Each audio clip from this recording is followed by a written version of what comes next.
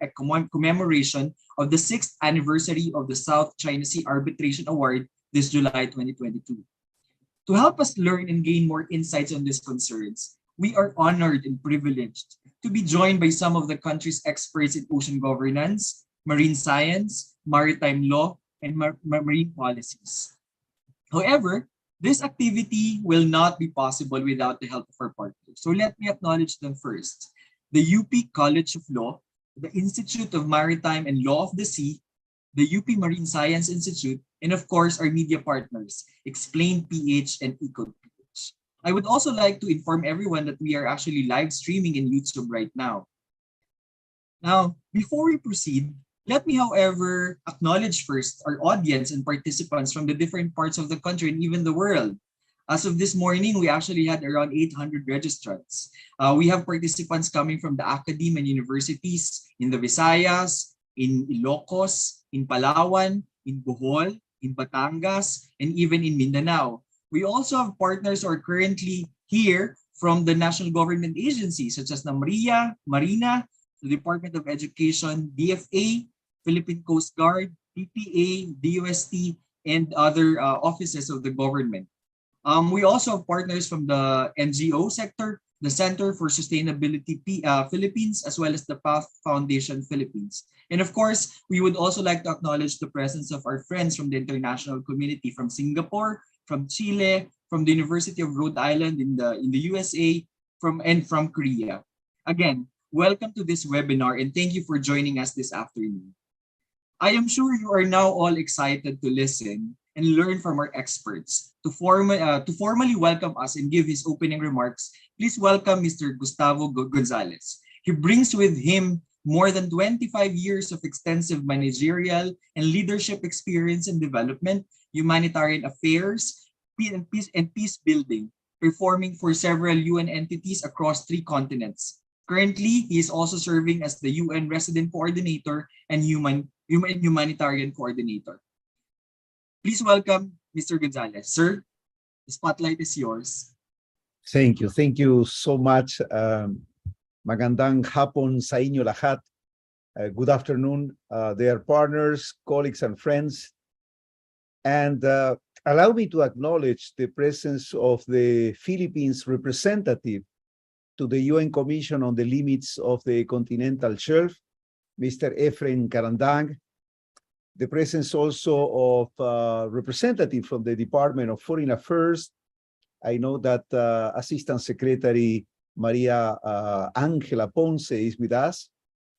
The Director of University of the Philippines, CIFAL, Ms. Edna Ko, our distinguished speakers and experts from the University of the Philippines, and of course my colleagues from the United Nations country team. I know that we have partners from the academe, government, civil society organizations, the private sector. Good afternoon.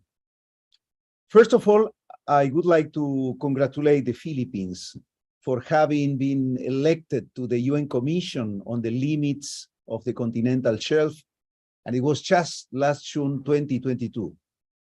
I'm persuaded that this is a historic milestone to be celebrated, as it is in fact the first time that the country will serve in the Commission since the establishment of this body that was in 1997. And we are honored to have, as I mentioned, to have with us today Mr. Efren Karandang, the Philippines representative, and he will share his vision over the next 5 years. I also congratulate the organizers of this forum, as the debate comes at the very right moment. On one side, we have a new administration, a new government. We are just, even we can say we're just coming from the State of the Nation address, the first SONA of the new president of the Philippines. And this creates an important political momentum for this debate. That is a debate on planet, it's a debate on seas, but at the end it's a debate on people. And on the other side, we are facing an important numbers of interrelated crises at the global level, regional level, and for which more than ever, we need alliances, we need coalitions. This is the moment of partnerships. So I think it's very strategic from the organizers to link the protection and sustainability of our planets and our seas with the implementation of the Sustainable Development Goals agenda. So allow me to share with you three thoughts. One is on the need for urgent collective action in attaining the SDGs. Two is on the close relationship between planet, prosperity, and peace. And third, on the strategic partnership between the United Nations and the Philippines to promote the SDG 14, life underwater. So let me just start. Number one, we need to act with urgency. We have just 8 years to catch up and accelerate the pace towards the 2030 goals.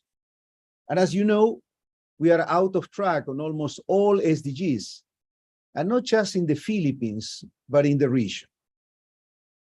And if we use the words of the UN Secretary General, reflected in his last report on the SDGs, just released on the 8th of July, he said, we need an urgent rescue effort for the SDGs. And the UN SCAP 2022 SDGs Progress Report for the Asia and the Pacific, put it in simpler terms, they say the region is not on track to achieve any of the SDGs.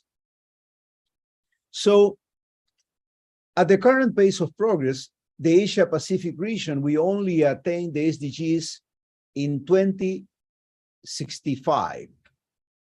So this sense of urgency that in very practical terms means calling for a strong and unprecedented political will is also valid for our ocean actions as the health of our oceans continues to deteriorate. The draft political declaration from this year's UN Ocean Conference, as you know, was held in Lisbon just over 3 weeks ago, called for greater ambition at all levels to address the dire state of the oceans.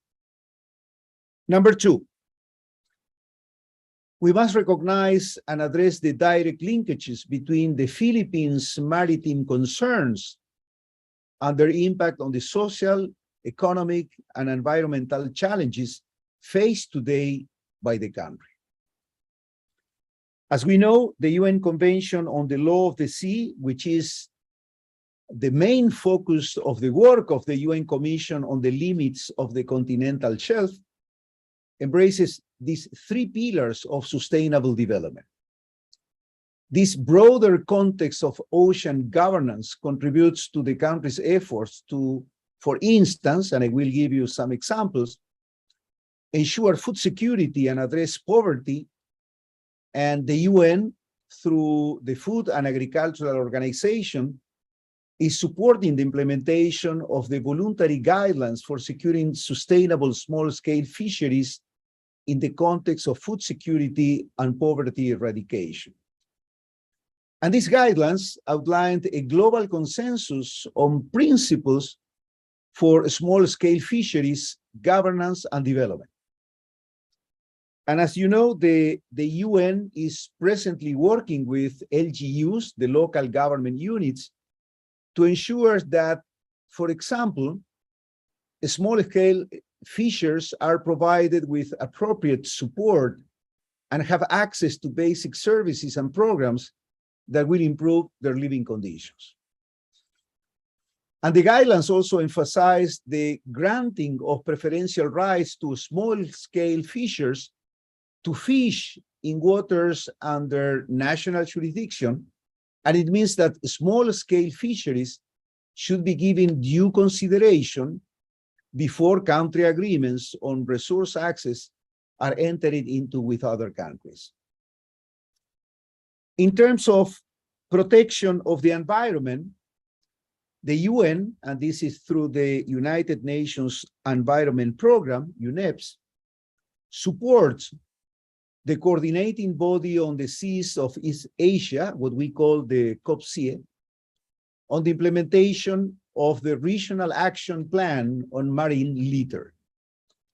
And the 9 COPSIE countries, which includes, of course, the Philippines, are committed to prevent and reduce marine litter from land-based and sea-based sources, including the analysis of plastic material flows, and of course, catalyze actions to support implementation of this regional plan.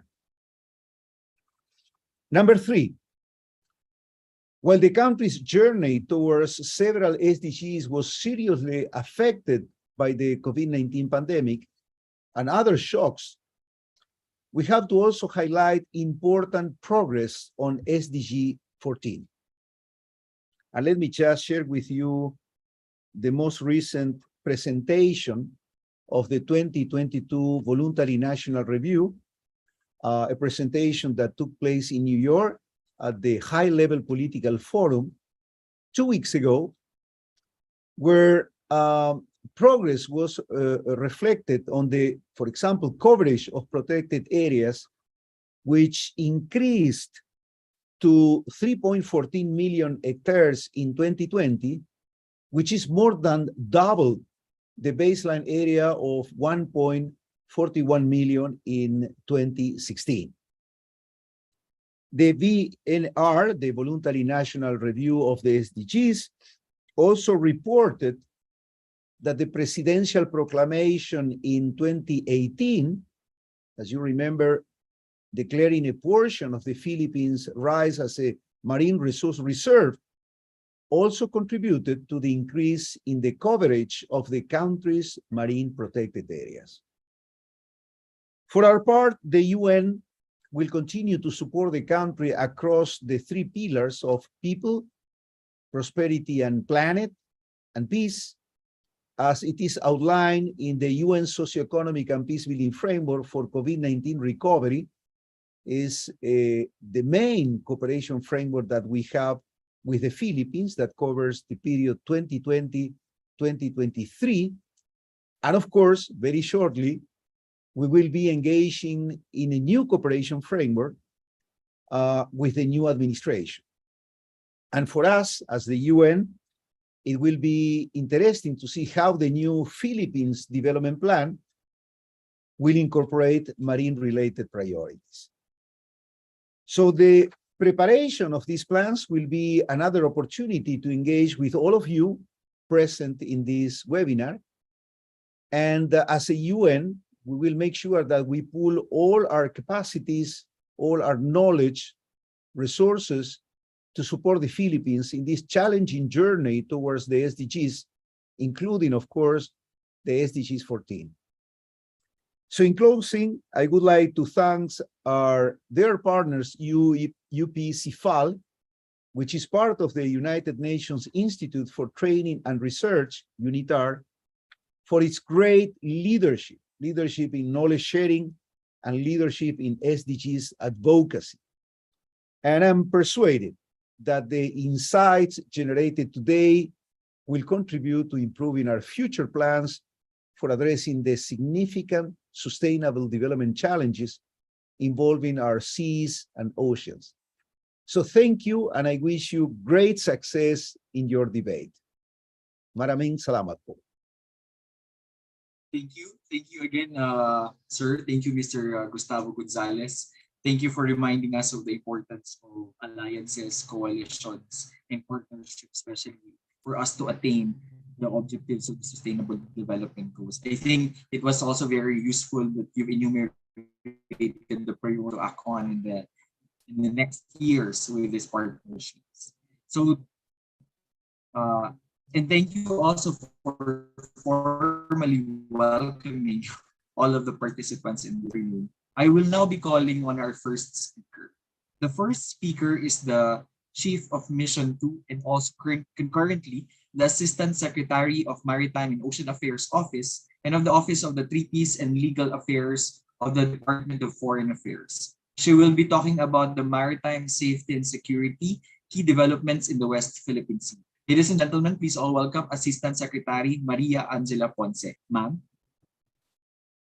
Thank you, Dr. Onda, and good afternoon to all. I'm very happy to be here and to see our colleagues and partners from the UN. Very happy to see Gustavo, and also, of course, to see again Dr. Deo, whom we partnered, Efren, who's here, and also Dr. J and Attorney Jackie. Good to see you, and thank you also to Dr. Ko for inviting us here. I am Assistant Secretary Maria Angela Ponce from the Office of Maritime and Ocean Affairs of the DFA. Happily, I've been able to turn off the portfolio of Assistant Secretary for Treaties and Legal Affairs to another colleague. And so, again, thank you. And today I will discuss the marine safety and security key developments in the West Philippine Sea. My presentation will cover 5 sections. First, I will go over SDG 14 and then do definition of maritime safety and security, look at some incidents in the West Philippine Sea related to this topic, and then go back full circle to SDG 14 and then finally get some takeaways on what we're currently doing to address these issues. Next slide, please. So SDG 14, of course, is life below water. And you know, before this life in MOAU, I was in the UN in New York, handling the legal and ocean matters, but also I was there to negotiate the SDGs in 2015. And when we adopted finally with tears the Agenda 2030 and all of these SDGs, we had thought that, you know, 2030 as the target, 15 years was a long time, and it would be very optimistic that we would be able to achieve all of those targets and all of those goals that we have, the SDGs that we identified. But as we see, and especially for goal 14, SDG 14, there are several targets, I think 4 or 5 targets that we already have not met. As Gustavo had said, we are failing. We are not, we are way behind our goals. For instance, for SDG 14, there were several goals that were supposed to be achieved in 2020, and collectively and collectively and globally and individual states have not been able to achieve these targets. And then we have another target coming up in 2025, and hopefully we will achieve those. And then the rest of the targets are for 2030. So basically, the targets of, you have under SDG 14, you have 7 outcome targets and 3 means of achieving targets. And that 7, as you see on the screen, are first to reduce marine pollution. That was supposed to be for 2025, we're able to do that. And then next, protect and restore ecosystems. That's for 2020. We failed in that. And then minimize and address the impacts of ocean acidification. And then 14.4, sustainable fishing. Again, it was supposed to be 2020, and we again failed to achieve that. And then by 2020, conserve at least 10% of coastal and marine areas. And we have also not been able to achieve that. And then 14.6, end subsidies. Contributing to overfishing. That's also should have been by 2020, and this is also related to the subsidies that are taken up under WTO. Again, failure in that for globally. And then by 2030, 14.7, to increase the economic benefits to small island states from sustainable use of marine fisheries, management of fisheries, agriculture, and tourism. And then you have what you call the means of achieving targets, and this would be increased scientific knowledge, research and technology and health, for ocean health, and then support small-scale fishers and implement and enforce international sea law 14.c. Now, in relation to this presentation, I will focus on target 14.c, which is to enhance the conservation and sustainable use of oceans and fisheries and their resources by implementing international laws reflected in the 1982 UNCLOS. Now, for each of these targets, they're actually indicators, global indicators that were developed by the UN.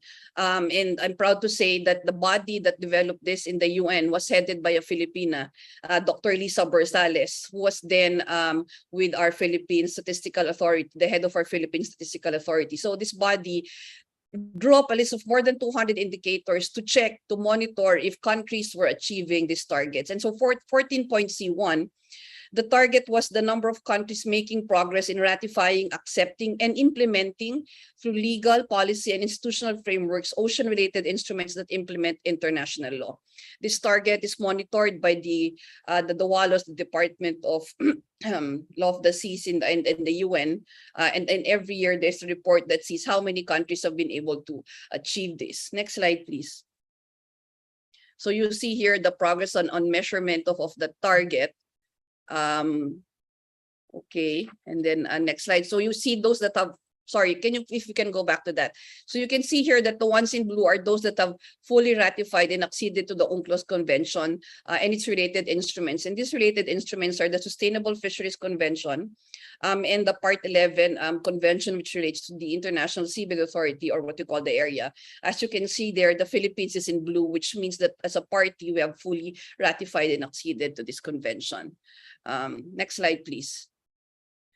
So now, for us, now part of that goal and that part target is implementation of all of these UNCLOS, not just acceding and ratifying this, but also implementing this. And so here we'll see that the Philippines is also, fully, doing that its role and commitment in implementing these conventions. So going now to the definition of maritime safety and security, which is the topic here. Next slide, please. Okay, so let us lay the foundation as to what we mean when we talk about maritime safety and security. Now, maritime safety is principally concerned with ensuring safety of life at sea, safety of navigation, and the protection and preservation of the marine environment. And this is based on the report of the Secretary General in the UN. So, for instance, here, the shipping industry has a predominant role in this, and there are various conditions or requirements that must be fulfilled, for instance, before a vessel can be considered safe for navigation. So, for instance, vessels must be safely constructed, regularly surveyed, appropriately equipped, and adequately manned, and the crew must be well trained, cargo must be properly stowed, and an efficient communication system must be on board. Next slide, please. Maritime security is a broad topic covering many policy sectors, and there's no universal legal definition of the term. But elements include international peace and security, sovereignty, territorial integrity, and political independence. Third, security from crimes at sea. Resource security. Fourth, fifth, environmental security. And sixth, security of seafarers and fishers. In the Philippine context, next slide, I note that in the Philippine context, we have taken the concept of what maritime security is from Dr. J. Batong Bakalu. I note had a very exhaustive presentation on this. And so taking off from that, maritime security in the Philippine context would include as elements the South China Sea, West Philippine Sea. It provides access point to southern porous borders. It also involves energy security, which means access to indigenous petroleum resources, food security, access to fishery resources, environmental security, preservation and productivity of living resources, and safety from spills and disasters, and also economic security, which involves the elements of freedom of navigation, of overflight, and regional stability, which also involves prevention of crisis and escalatory incidents that could lead to armed conflict. We will, of course, see, normally when there's a new administration, then a new national security strategy is crafted.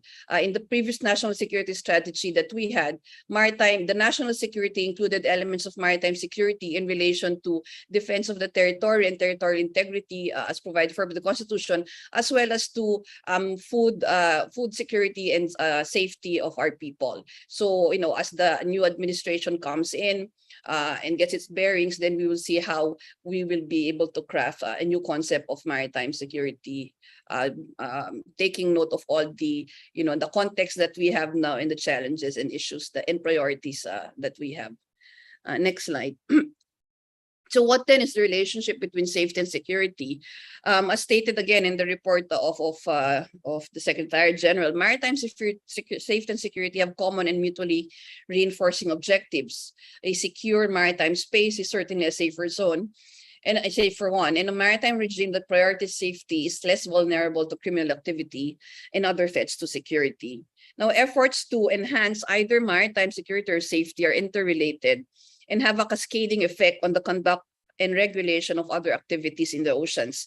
These regimes also share the need for cooperative efforts at all levels to enhance their effectiveness and address new challenges. So now let us look at specific incidents in the West Philippine Sea that pose challenges to safety and security in order to obtain a clearer picture of the issue. Now, these incidents are those that have been cited in the 2016 Arbitral Award, whose 6th anniversary, of course, we commemorated last July 12, and those publicly reported by Philippine government authorities. Now, before I go to that, of course, we see the filing of the Arbitral Award as part of our obligation to implement international and to implement UNCLOS, which is part of the targets of SDG 14. Next slide. So these incidents, of course, I would divide it. I think there would be 5, general classification of incidents that we'll be looking at here. First one would be the annual fishing moratorium, which is imposed in areas of the South China Sea, north of the 12 degrees north latitude, and this ban covers parts of the West Philippine Sea. So for this year, on May 1, China again announced a unilateral imposition of a 3.5-month fishing moratorium in areas of the South China Sea. And the fishing ban is expected to last until next month, or 16 August. And this ban has been, imposed annually since 1999. While we do not object to the goal of promoting sustainable marine fishing, which is purportedly the purpose of the ban, we have conveyed our protest to the moratorium because it covers areas in the West Philippine Sea over which the Philippines has sovereignty, sovereign rights, and jurisdiction. Filipino fishermen are also not the ones that have been found to be harming the environment and the marine ecosystem because of excessive harvesting of living resources and the use of destructive fishing methods. We note that, in paragraph 716 of the Arbitral Award, it stated that by promulgating its moratorium on fishing in the South China Sea, without exception for areas of the South China Sea falling within the EEZ of the Philippines, and without limiting the moratorium to just Chinese flag vessels, this moratorium breaches Article 56 of UNCLOS with respect to the Philippine sovereign rights over the living resources, living resources in its EEZ. So we have reaffirmed our protest. We have continued to protest this annually. As it has, of course, has no basis in law and undermines the mutual trust, confidence, and respect that undermines our bilateral relations. The second incident that many of you would have seen is the swarming of fishing vessels in and around Julian Felipe Reef about last year in 2021. So this has been, these vessels were reported in the territorial waters of Kalayaan, Palawan, and also our exclusive economic zone. Here is a photo of the swarming in March 2021 as provided by our Coast Guard publicly. And of course, I've filed diplomatic protests against this. Because, of course, the build-up information also of these vessels and swarming to the Julian Felipe Reef and to other areas of the Kalayaan Island Group are hazardous to navigation and safety and life at sea. Another incident would be the massive land reclamation and harvesting of resources that we have China used to occupy the smallest features in the Spratlys, but its reclamation work on 7 reefs has created more than 3,200 acres of new land since 2013. And the award found that these constructions have caused severe harm to the coral reef environment and violated obligations to preserve and protect fragile ecosystems and the habitat of depleted, threatened, or endangered species. The award also found that,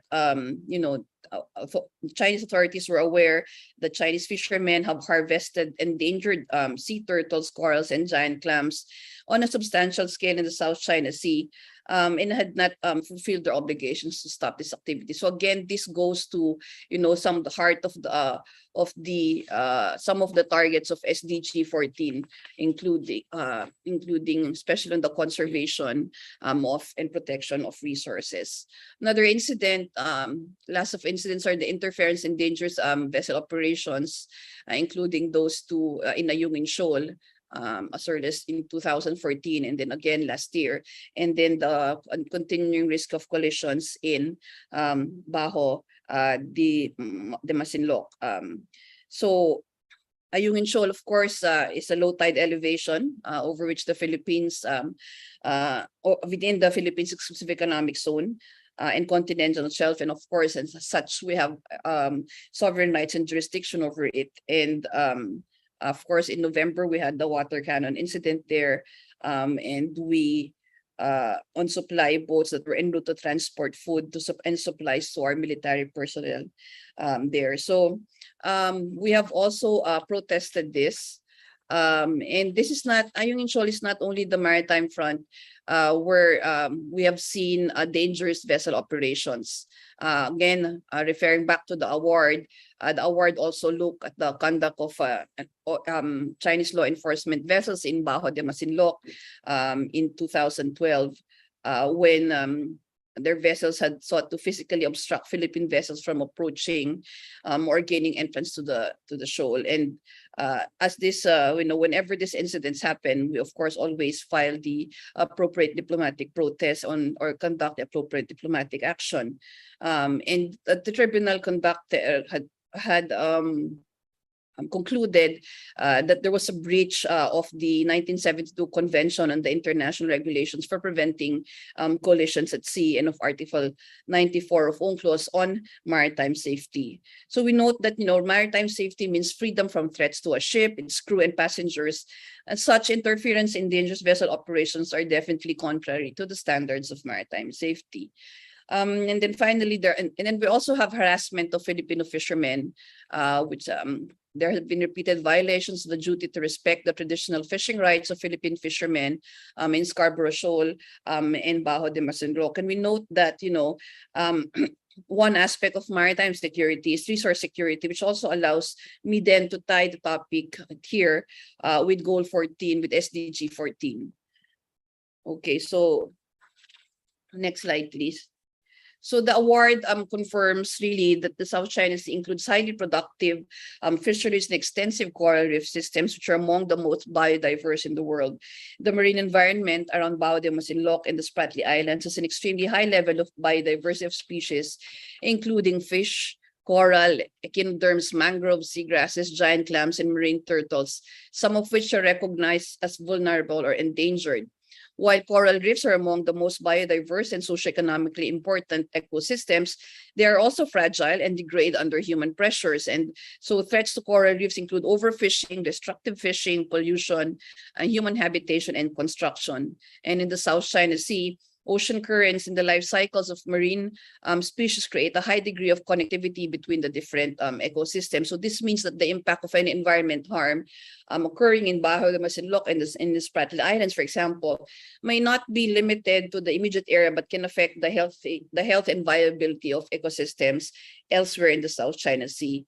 So it is clear then that incidents and activities that have been cited in the award and I had just discussed and are undermine SDG 14, our collective obligation to implement and achieve SDG 14.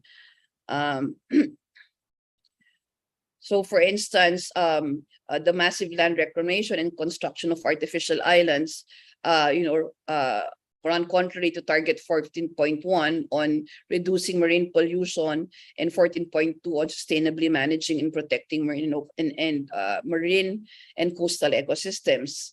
The harvesting of endangered sea turtles, coral, and giant clams on a substantial scale in the South China Sea, and using methods that inflict severe damage on the coral environment. Also are run contrary to target 14.4 on sustainable fishing. And then you also have the harassment of Filipino fishermen, also run contrary to target 14.7 on increasing the economic benefits from sustainable use of marine resources and supporting small-scale fishers. So very quickly now, I think my time has run out.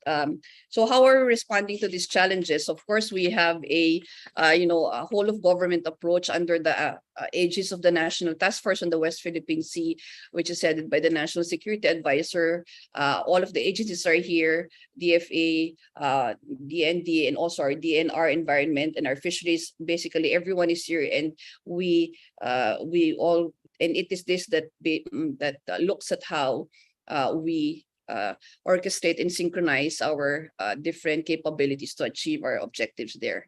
Next slide. Sorry, next slide, sir. So at the DFA, we're the ones there, and that's my office and what we do. And next slide. And here, what we do, of course, as the DFA is to craft the proper diplomatic action, including diplomatic protests. Also have transparency and exposure. Transparency, especially in our engagement with our bilateral partners and our multilateral partners and regional partners on, how to address this jointly and, together. And then, of course, the assertion of UNCLOS and the award as the twin anchors of the Philippines policy and actions in the West Philippine Sea. Next slide. So finally, key takeaways. One, as I said, maritime safety and security interrelated. Two, the incidents in the West Philippine Sea, South China Sea cited undermine SDG 14 and so must be addressed. And three, an integrated whole of government approach is imperative. And of course, I close with the president's policy guidance as he, as included in his message at the SONA, where he said that I will not preside over any process that will abandon even a square inch of territory of the Republic of the Philippines to any foreign power, and where at the same time we will be a good neighbor, always looking for ways to collaborate and cooperate with the end goal of mutually beneficial outcomes. So thank you for this opportunity to speak, and again, I'm very happy to be here to answer questions later. Thank you. Thank you very much, Assistant Secretary Ponce, for providing us with a clear picture of the issues, specifically in the West Philippine Sea, and even the technical definition and framework on how we should navigate those issues. These are actually an important foundation in some of the discussions this afternoon. So thank you very much. And to our audience who have questions, if you have questions, please type them in the group chat or use the Q&A chat box so we can read them later, and our resource persons can actually answer them or respond to them. So moving on to the next speaker. Our next speaker is an assistant professor at the UP College of Law and currently serving as the director of the Institute for Maritime Affairs and Law of the Sea. Please welcome Professor Jacqueline Espinilla, who will deliver her talk on access, conservation, and sustainable use of living resources in areas beyond national jurisdiction. Attorney Espinilla, thank you. Yes, thank you so much, Deo. I am very honored to be on this panel with my esteemed colleagues. Thank you very much, UP Supal, for inviting me to be here. So noting that I have a very short amount of time to deliver quite a bit of information, I'll jump straight away into it. Next slide, please. All right, I'd like to begin with this question. Who does the sea really belong to? This is a pretty complex question requiring a complex answer. Historically, the seas were of interest only to countries that needed access to it for food or for transit. Its usefulness was therefore limited, and you didn't really need any formal rules to use it. But as more and more countries became users of the ocean, two perspectives emerged in the 1500s. So bear with me a little bit, putting on my professor cap just to do a little bit of a history lesson. First was the concept of mare liberum, or the free seas, which any and all may access, use, and exploit. if they are capable. The second is the concept of mariclosum, or the closed seas, wherein the free-for-all approach to the oceans is replaced by individual state claims to parts of the ocean, establishing a sense of ownership and exclusivity. Decades later, these two perspectives helped shape the UN Convention on the Law of the Sea, or the UNCLOS as we know it today, into the compromise instrument that we are now familiar with. After years of some of the most complex negotiations the world had ever seen at that point in time, UNCLOS was finally signed in 1982 and therefore became known as the Constitution of the Oceans. Now, does the UNCLOS provide an answer to the question, who does the sea belong to? Yes and no, as you will see in the next couple of slides. Next slide, please. The image I'm showing now is one that may be familiar to many of you and is very important for understanding the question that I posted from the previous slide. From a coastal state's baselines is measured a 12 nautical mile territorial sea, which is subject to the full sovereignty of the state. That means that coastal state has full lawmaking and law enforcement powers in that zone, as well as in all other waters landward side of those baselines. And of course, we are entitled to all the resources therein. Next to the territorial sea is the contiguous zone, which is 24 nautical miles if measured from the baselines. This zone is not subject to the full sovereignty of the coastal state. Here, the coastal state is only given the sovereign right to prevent or punish violations of customs, fiscal, immigration, or sanitary laws. Notice that the contiguous zone is actually part of the exclusive economic zone. The EEZ is actually an innovation of UNCLOS. Here, the coastal state has the sovereign right to explore, exploit, and conserve all natural resources. And as you can tell from the name, this is an exclusive right which no other state can claim in that zone without the consent of the coastal state. However, states may exercise all other high seas freedoms in the EEZ, including freely navigating through it. Underneath the EEZ, likewise measuring 200 nautical miles from the baselines by default, is the Continental Shelf, which in a way is treated as an extension of the coastal state's land territory. As in the EEZ, the coastal state has sovereign rights to the resources located on and within the continental shelf. A country with a continental shelf that physically extends farther than 200 nautical miles from its shorelines may submit a formal claim under the UNCLOS for an extension of up to an additional 150 nautical miles. And finally, we have the high seas and the area. Together, these are termed as areas beyond national jurisdiction, or ABNJ, which you will hear quite a bit throughout the rest of my presentation. The high seas refer specifically to the water column beyond the outer limit of the EEZ, and these are the waters that are not subject to the claim or control of any state. In the high seas, all states may freely exercise rights to navigation, overflight, laying of cables and pipelines, and the establishment of artificial islands and installations, fishing, and marine scientific research.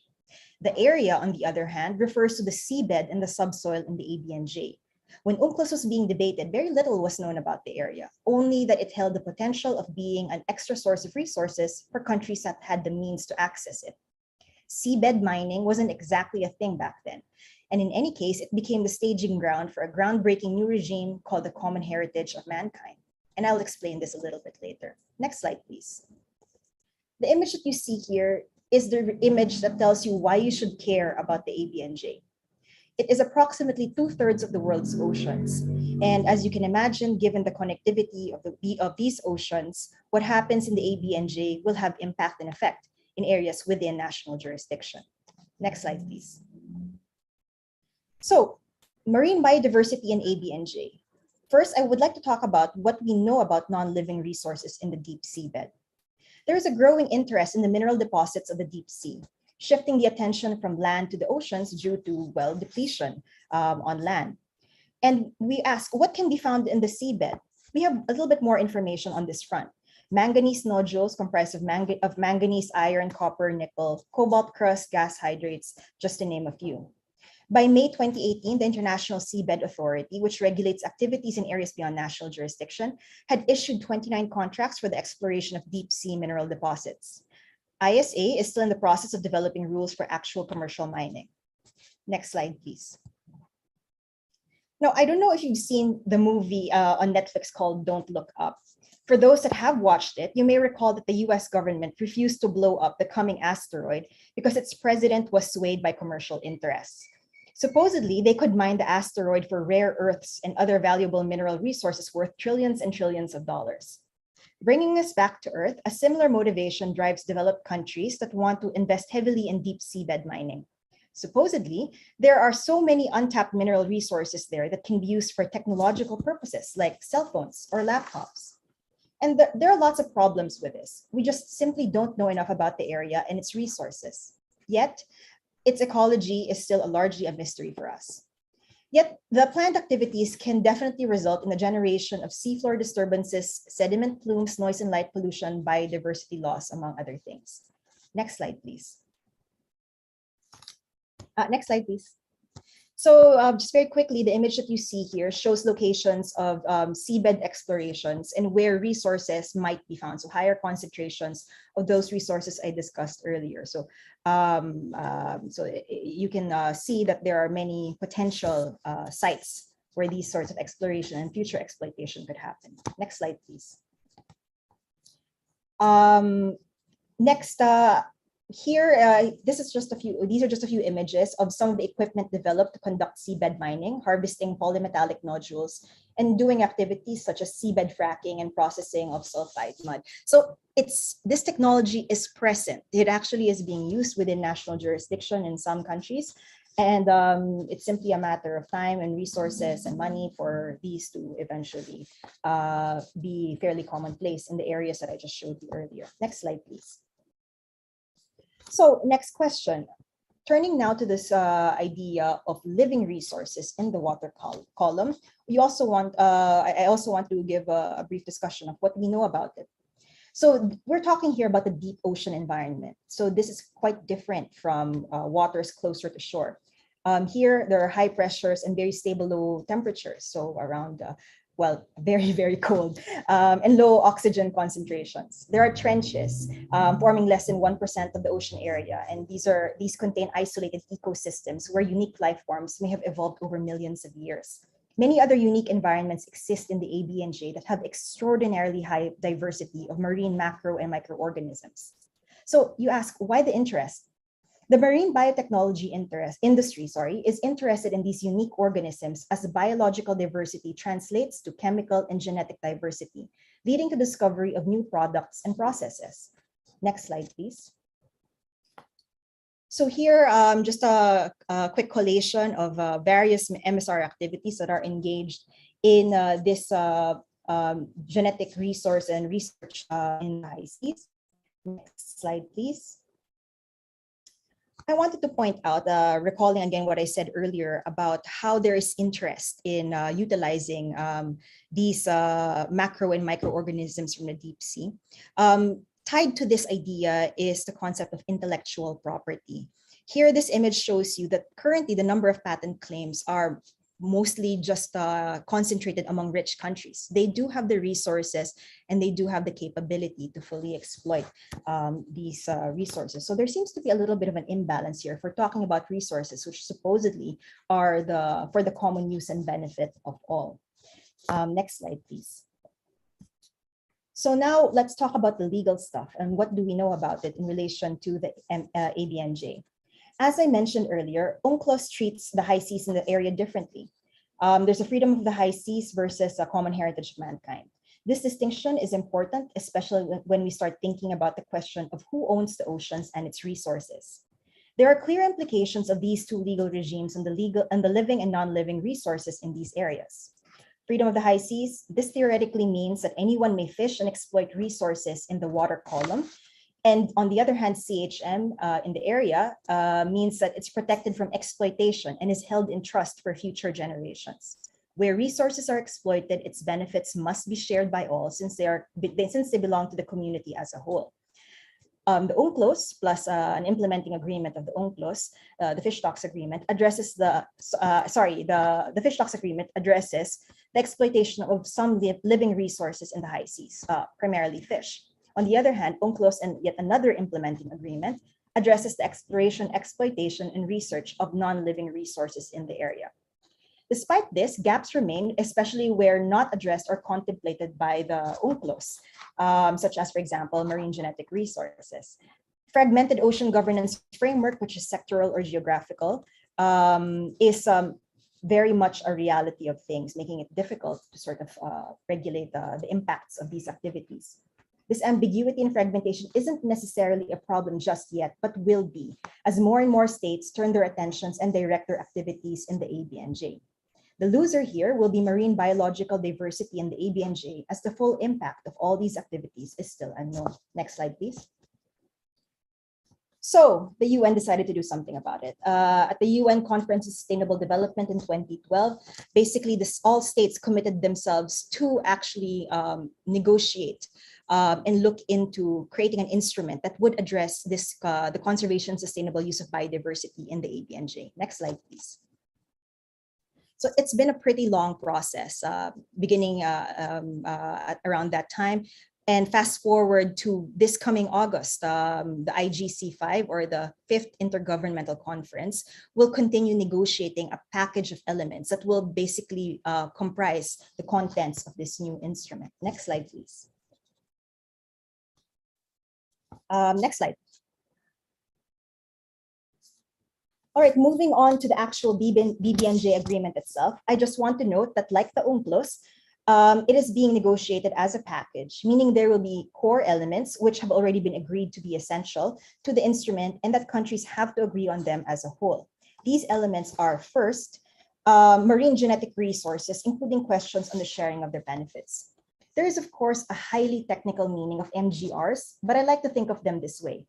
They are the biological building blocks for biodiversity and are found in every living ocean resource, including marine plants, animals, fish, and microbes. And like I said, MGRs can be found in living resources in the oceans, in any living resource in the oceans, and theoretically can be accessed by anyone. However, MGRs from the deep ocean are different. There are access issues, and not all countries have the resource to mount expensive expeditions to the high seas, much less actually have the capability to derive benefits. Second, the area-based management tools, including marine protected areas. ABMT are tools for a geographically defined area through which one or several sectors or activities are managed with the aim of achieving particular conservation and sustainable use objectives. The idea really is to give that particular area a higher level of protection compared to surrounding areas. Now, to put it in terms that you might be more familiar with, think of, say, the Apu Reef Natural Park or the Tubataha Reef Natural Park. Recall how strict protection and conservation policies are being implemented in those areas, like the prohibition and the exploitation of resources, prohibition on fishing, pollution, commercial activities, etc. Now take that concept and place it smack in the middle of the high seas, in the middle of the, say, the Pacific Ocean. And that's the similar sort of protection that we're looking at here. Third, the element of environmental impact assessments, or EIAs. An EIA is a process for assessing the potential effects of planned activities carried out in the Abnj under the jurisdiction or control of state parties that may cause substantial pollution of or significant and harmful changes to the marine environment. EIAs are probably not new to you and is in fact an obligation. The obligation to conduct it is based on articles, certain articles of the UNCLOS. The fourth and final element is capacity building and the transfer of marine technology. Transfer of marine technology, or TMT, refers to the transfer of the instruments, equipment, vessels, processes, methodologies to help improve the fulfillment of obligations under the instrument. And there are already provisions for this under the UNCLOS.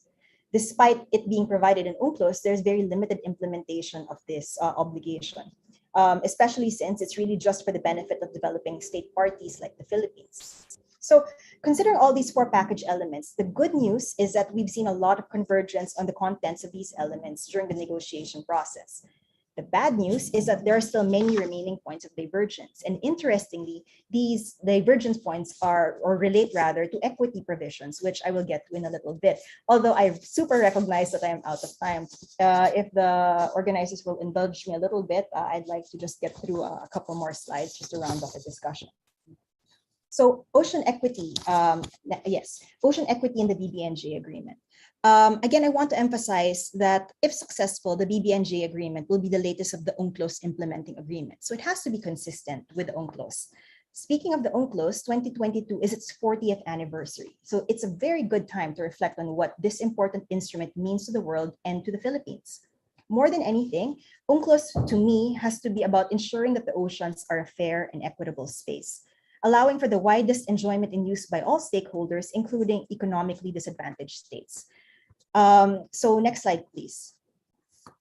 So here I need to bear you to bear with me a little bit again, as I will be going into a detailed discussion of the actual draft text, which of course many of you will probably not have seen. The present draft of the BBNJ agreement reflects two broad categories of functional equities. First, there are provisions which are more focused on distributional equity, those that refer to the fairness and the sharing of benefits. Second, there are the procedural equity provisions, meaning those that refer to the recognition of rights and needs of all groups, as well as their inclusion and participation in decision-making in ABNJ. Let's talk about the first group of provisions. Regarding, for example, MGRs, the draft text contains numerous references to distributional equity. So the objectives here really is to fairly share the benefits arising from the MGRs among all countries. It also talks about building their capacity to collect, assess, and utilize MGRs.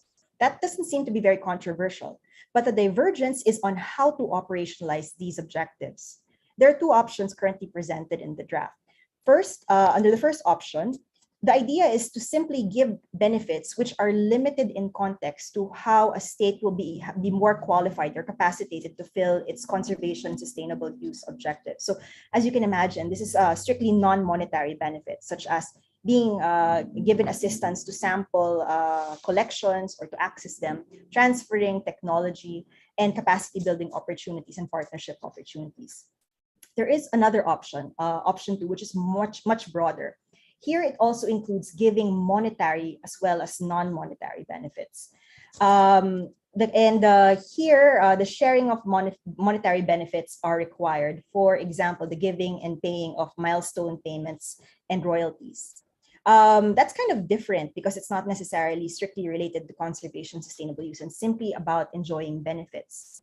And as you can see, they're poles apart. And the key to appreciating these two extremes lies in understanding the international legal principles upon which they are based. I should note that option 1 derives from a formalistic view of UNCLOS, while option 2 takes a more normative perspective. As we said, UNCLOS is the constitution of the oceans, and its zonal approach tells you who gets what in particular parts of the ocean. The controversy here really is whether CHM regime should be expanded to the water column as well, so that MGRs will be covered. Such an expansion will certainly be consistent with the concept of distributive justice, but as can be imagined, will have to be carefully studied due to the potential far-reaching effects on R&D and patents stemming from the utilization and commercialization of MGRs. Let me shift gears here a little bit to talk about capacity building and the transfer of marine technology, which is an important related concept to access and benefit sharing. As we said, UNCLOS has CBTMP obligations, but these obligations in UNCLOS are phrased in a very equivocal way. So it's sort of an apathetic obligation, to be honest. So in other words, not a lot of countries actually fulfilled this obligation. The draft text of the BBNJ agreement on CBTMP seeks to remedy this. And as a result, seems to be a little bit uncontroversial at first glance because the idea is already acceptable to most. The controversy really lies in how it's tied up with MGRs, wherein capacity relates to getting these extra benefits for the utilization of MGRs. Next, let's talk about the second category of procedural equity, equity, which is procedural equity. The divergence points for procedural equity are most evident in the provisions on ABMT and EIAs. Focusing on ABMTs, specifically the identification and designation of high seas marine protected areas. Now, this process ideally involves and gives due weight to the voices of all relevant stakeholders. Stakeholders here in this context can refer to many possible entities, including, for example, adjacent coastal states. The basis of the relevance to the identification and designation of high seas MPAs can be classified either on their existing jurisdiction and competence or on exposure to potential effects. So I'll focus on that last one this afternoon in the interest of time, and I'm super over time. I apologize for this. The proximity of such a adjacent coastal state to the high seas MPA assumes that there is a high degree of connectivity between the ecosystems of areas within and beyond national jurisdiction. It also further assumes that effects can therefore occur in both directions, that initiatives and activities in areas within national jurisdiction may potentially impact ecosystems in ABNJ, and that initiatives and activities in ABNJ may potentially impact, so it goes both ways, in other words. The draft agreement currently contains several provisions which attempt to ensure the participation of such adjacent states. And in the early days of the negotiations, there were a lot of questions on what giving special consideration to adjacent coastal states might actually entail.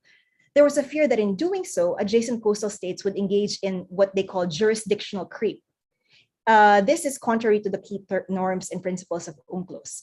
Like they matter more than other states and have a greater say. So you can imagine there was a lot of pushback on this.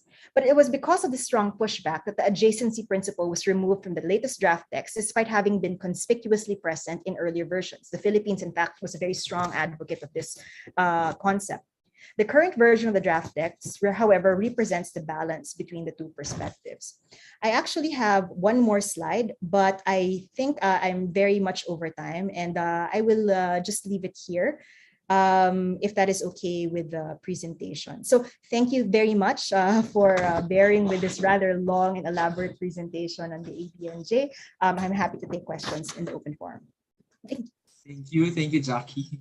That was actually a very interesting presentation. Thank you for discussing the issues related to biodiversity beyond national jurisdiction, especially in emphasizing the challenges and opportunities for deep sea exploration.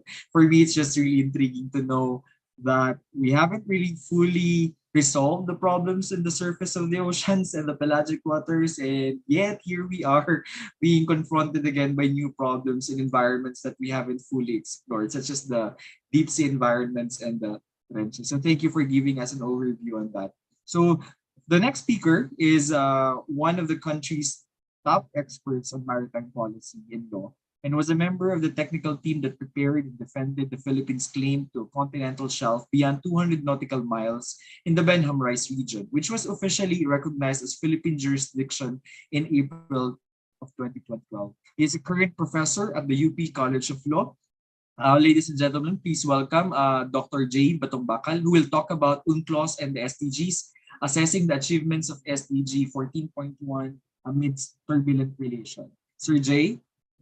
Hi, good afternoon, Deo, and good afternoon to all the participants. Thank you for inviting me to this forum. I will pitch in with a bit of knowledge now about, well, moving closer to home, shall we say. We have had the very good presentation of ASEC Ponce about the general issues about the SDGs and the maritime disputes, and we've seen some aspects of a global development, concerning BBNJ, the areas beyond national jurisdiction. Let me now try to see if I can make some connections now between what's going on and the Sustainable Development Goals, which is the focus of our discussions. And as pointed out, the title of my presentation is about UNCLOS and the SDGs, assessing the achievements of SDG 14 amidst turbulent relations. In this presentation, I focus particularly on the Philippines because, after all, this is what we're concerned about, our own implementation of the SDG 14. And ASEC Ponce has already run through, actually, in general, the progress or the obstacles to progress on the SDGs as a whole, including SDG 14, which is particularly about conserving and sustainably using the oceans, the sea, and marine resources for purposes of sustainable development. Well, SDG 14 comprises quite a few points, but in summary, as illustrated in this slide, it basically stresses the point that the ocean ecosystem of the planet is endangered, and it has highlighted 5 key sources of this danger and degradation. Marine plastic pollution, ocean warming, eutrophication, acidification, and overfishing. These are, in a way, highlighted as the primary drivers of deterioration in the ocean. And particularly, if you look at the UN's own infographics and information materials, they highlight particularly plastics pollution, a matter that our own moderator, Dr. Ronda, is also very well versed with and has made numerous presentations on. Simply stated, plastic is killing the oceans. And we also have now a problem which most people are probably less aware of, and that is increasing acidification. And this arises due to changes in the environment, due to also atmospheric pollution, eventually coming down with the rain and precipitating in the oceans, and that is changing the acidity levels of the sea. And this is very important because if these kinds of conditions continue, no, the increasing acidification, then we could see even the base of the marine food chain, plankton, being adversely affected. Organisms may not be able to reproduce.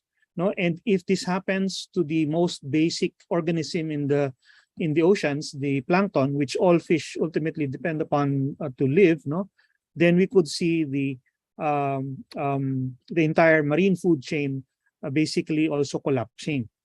And one last point that is made in the SDGs, of course, is the importance of people, and why it's important for us to try to take care of the oceans and ensure sustainability of living resources. And that really is because 90% of the world's fishers are employed in small-scale fisheries. Our own small-scale fishers, or what we call municipal fishers in our legislation, fall within this category. And of course, everybody knows that the pandemic has inflicted huge costs on all countries, and this has exacerbated the conditions of our small-scale fishermen. And so in addition to their social and economic hardships, you also now have the environmental stresses, the environmental dangers adding on to that. Now, the Philippines has been tracking its SDG achievements, its progress in implementation. And this infographic is the latest from the Philippine Statistics Authority. And one thing, however, that can be noted is that we are trying, and we have been able to identify a number of indicators. And as pointed out by the PSA in its latest report this year, 8 out of the 17 goals in the SDGs, or 50%, have satisfied some required criteria, meaning they have identified progress in the indicators that they identified. And included in this is SDG 14, that which is concerned with the oceans. And the PSA notes that there is at least one optimistic note that the Philippines achieved or surpassed the target, the 2022 target, and achieved the 2030 target. However, it also points out that this refers to only one indicator. 1 out of 1 maganda in performance. The problem is there are 10 indicators. Okay. And as you see here, this particular indicator was in the field of the establishment of protected areas in relation to marine areas, meaning how much of our marine areas we are subjecting now to special rules so that they can be considered as protected areas, marine protected areas, whether local or under the NIPA site. And as you see from the statistics, there is a jump from 1.41% to 3.14% between 2016 and 2020 in terms of the establishment of marine areas, protected areas, and from 0.65 to 1.42%, in terms of national integrated protected areas and locally managed NPAs. So in essence, there's a doubling of areas that are brought under more stringent rules and protection. However, as I said, the problem, however, is that there's only one indicator that is being tracked by the PSA out of 10 possible indicators. And if we look carefully at SDG 14, 9 out of these 10 indicators are of varied status. Of the first, second, and third, which concern marine pollution, better management of marine and coastal ecosystems, and addressing impacts of ocean acidification, unfortunately, there are still no indicators, meaning we do not even know yet how to track these things officially, whether we are progressing or improving. On the fourth indicator, which refers to effectively regulating harvesting and overfishing, illegal, unregulated fishing and destructive fishing practices, as well as implementing science-based management plans, there is no indicator in the PSA database, but I know for a fact that there has been some movement on this because we did enact RA 10654, the amendments to the Fisheries Code, which put in place various new provisions to effectively regulate harvesting and IUU fishing. Okay? And there have been several fishery administrative orders that were issued to implement various aspects of this, but this is not accounted for. We also note that there has been improvements in law enforcement capability, and notably the acquisition of seaborne assets to conduct law enforcement, which would be helpful in regulating and addressing harvesting, overfishing, IUU fishing, and destructive fishing practices. But again, this is not accounted for. And then with respect to science-based management plans, there is already officially an adoption of the concept of ecosystem-based fisheries management. There is even a fishery administrative order on this issued by BIFAR. But again, this is not also considered. No? However, it's not all good news when it comes to this particular indicator, because there has also been some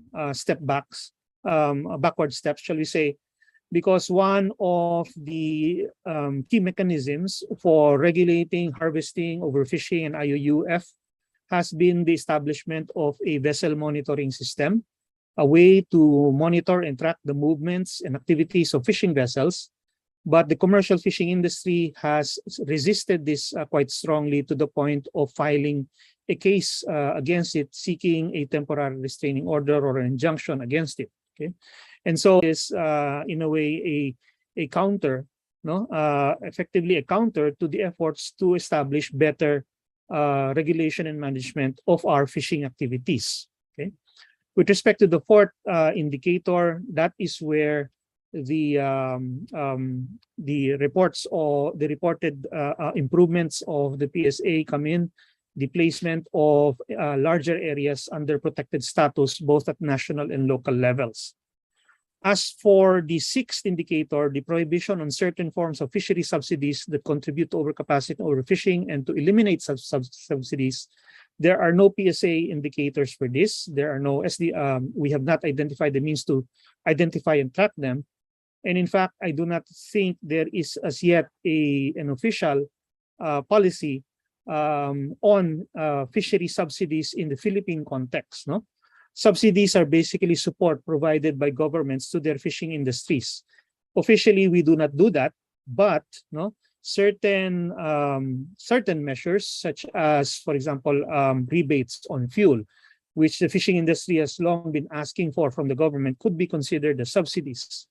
The low cost of renting fish ponds could be seen as well as another form of subsidy, given that the rentals may not may not correspond to the the actual cost of the resource. And I'm talking here about the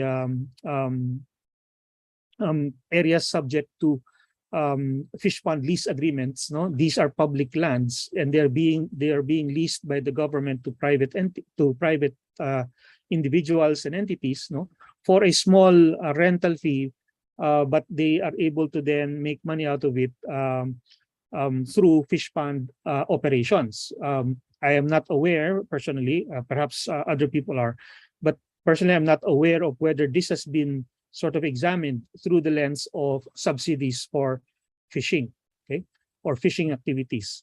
And then on the next indicators, again, you see there on one indicator with respect to increasing the economic benefits to small island developing states and less developed countries.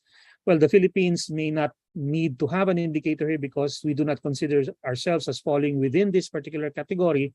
But I know for a fact that there are individuals, experts, scientists who work abroad to provide assistance, or who participate in projects that provide assistance to SIDS and LDCs to improve their marine resource management. So perhaps it is something we can consider as also worth tracking as a contribution to SDG 14, where the Philippines is itself not just improving its own capacity or its own management, but whether it's also assisting countries that are less fortunate than it. Okay.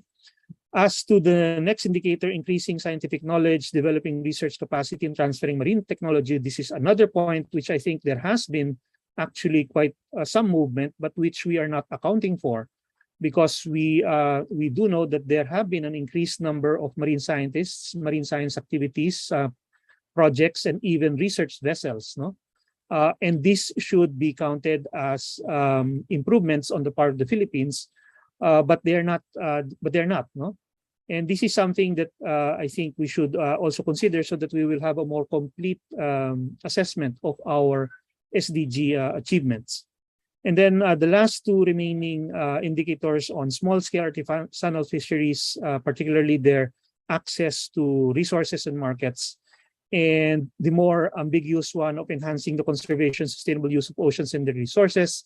Here again, there are no PSA and SDG indicators for this, and perhaps it's time to try to innovate and establish them, because this is of course worthy of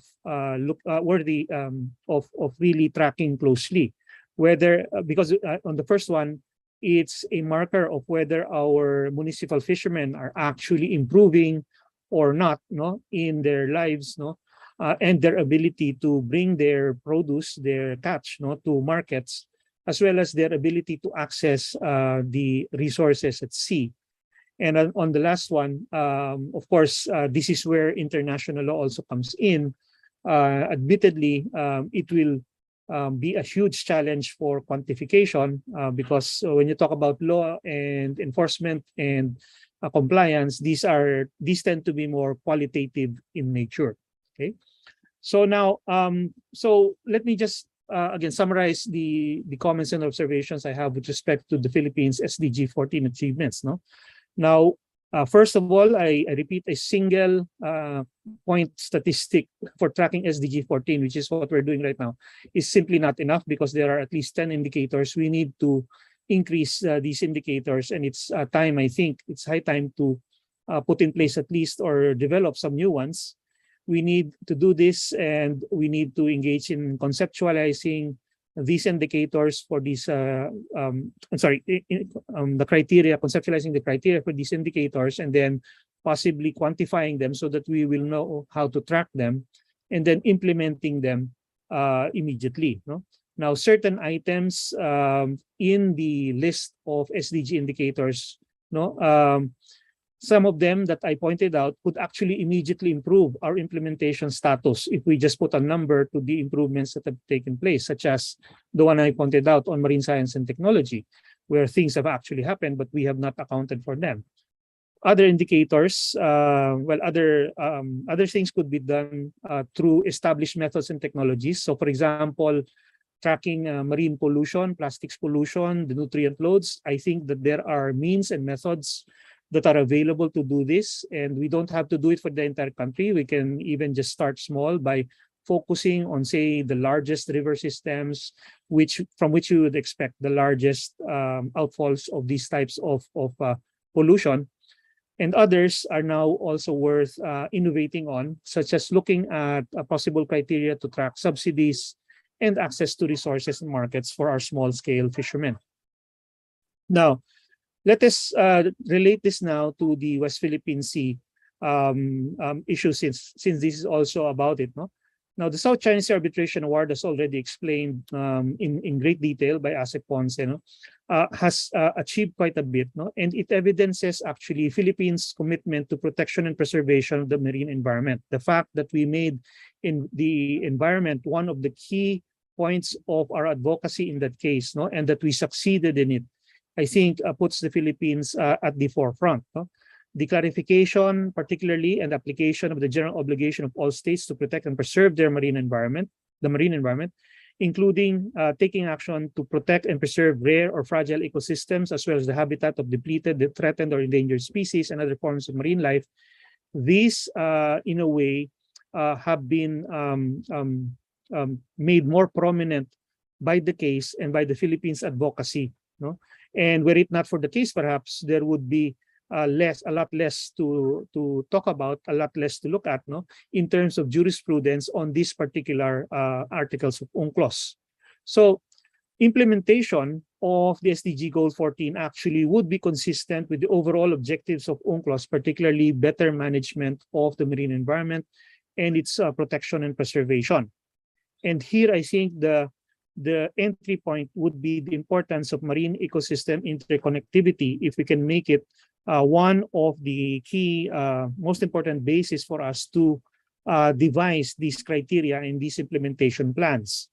If we look at the scientific studies so far, there have been quite a lot in recent years which show the interconnectivity between the Philippines and the West Philippine Sea. And these drawings just provide you a glimpse of these connections. No?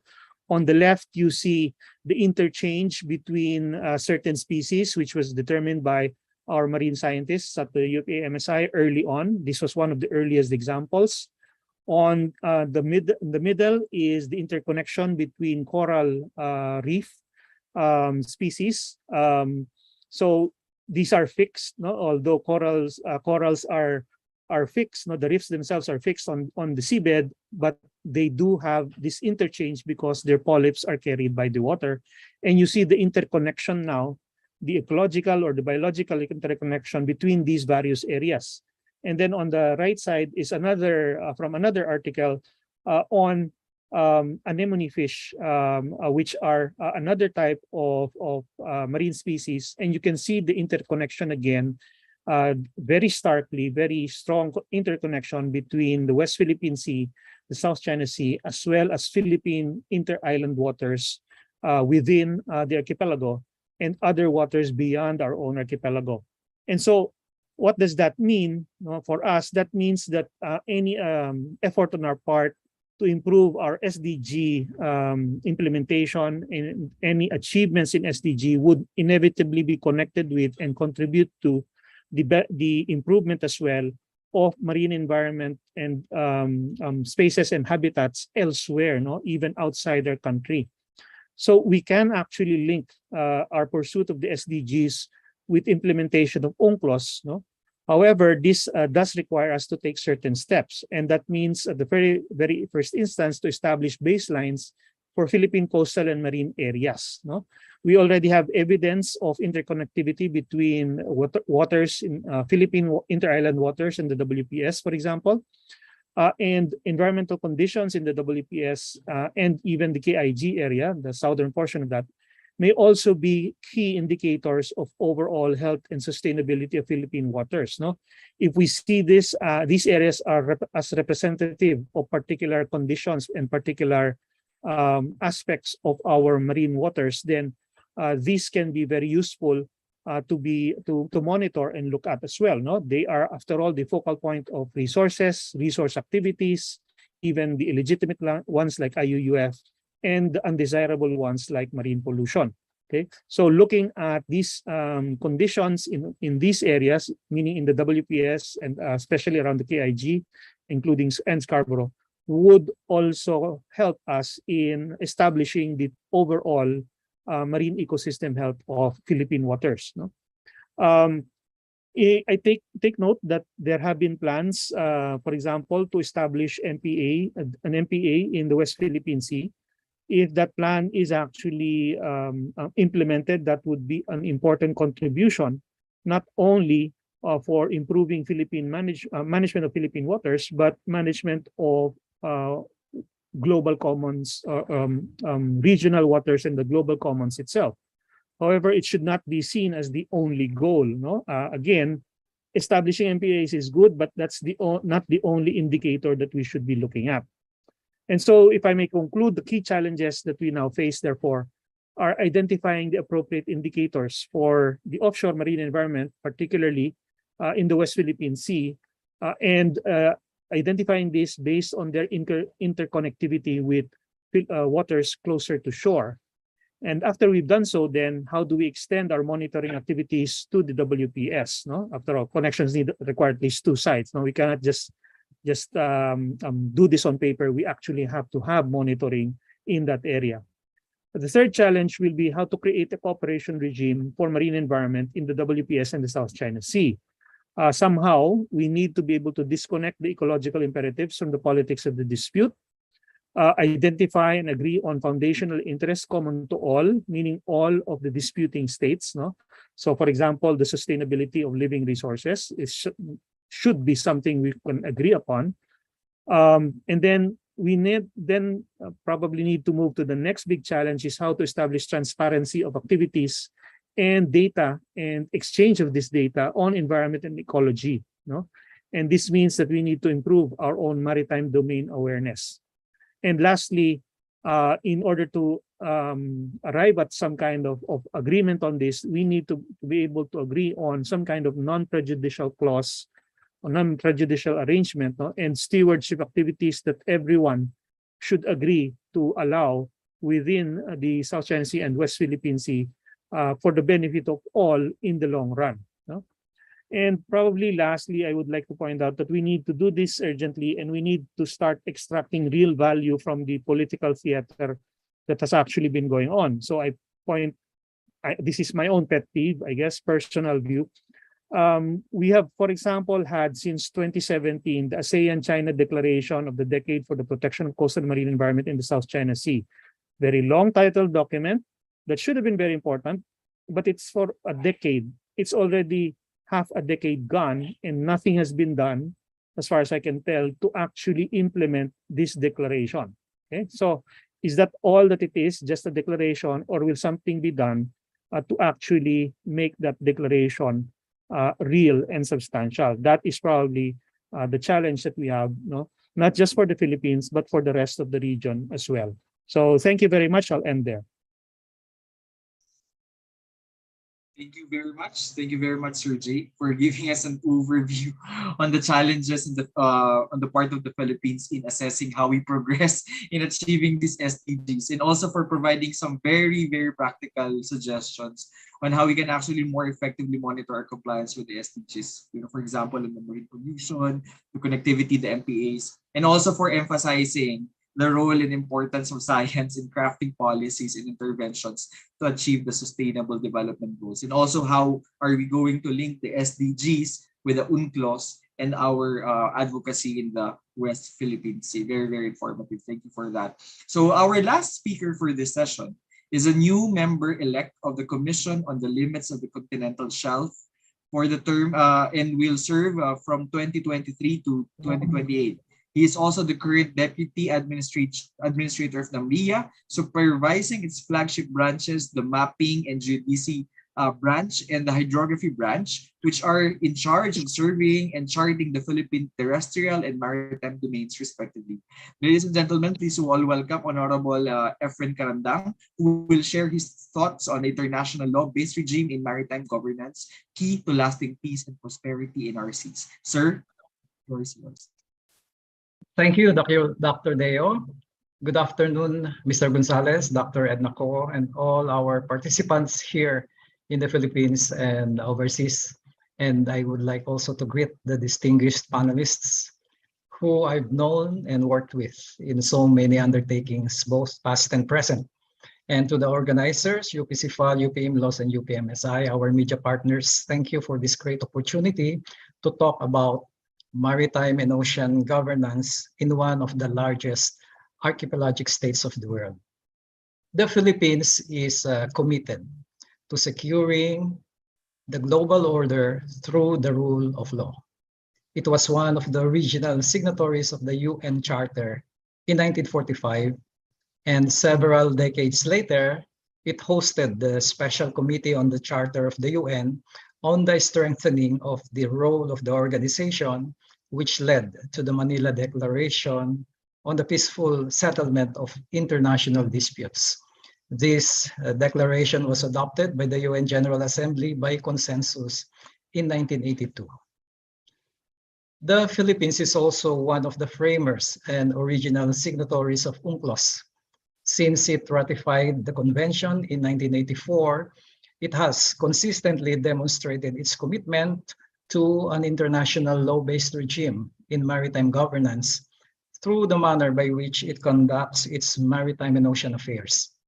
I have here some, or just a few of the examples of actions that were taken by the Philippines in recent years to demonstrate this commitment. Number one is the amendment of the Baselines Law to fully comply with the provisions of UNCLOS. Back in 1961, just around the period when the first and second conferences on the law of the sea were being convened, the Philippines enacted its first baselines law through Republic Act 3046.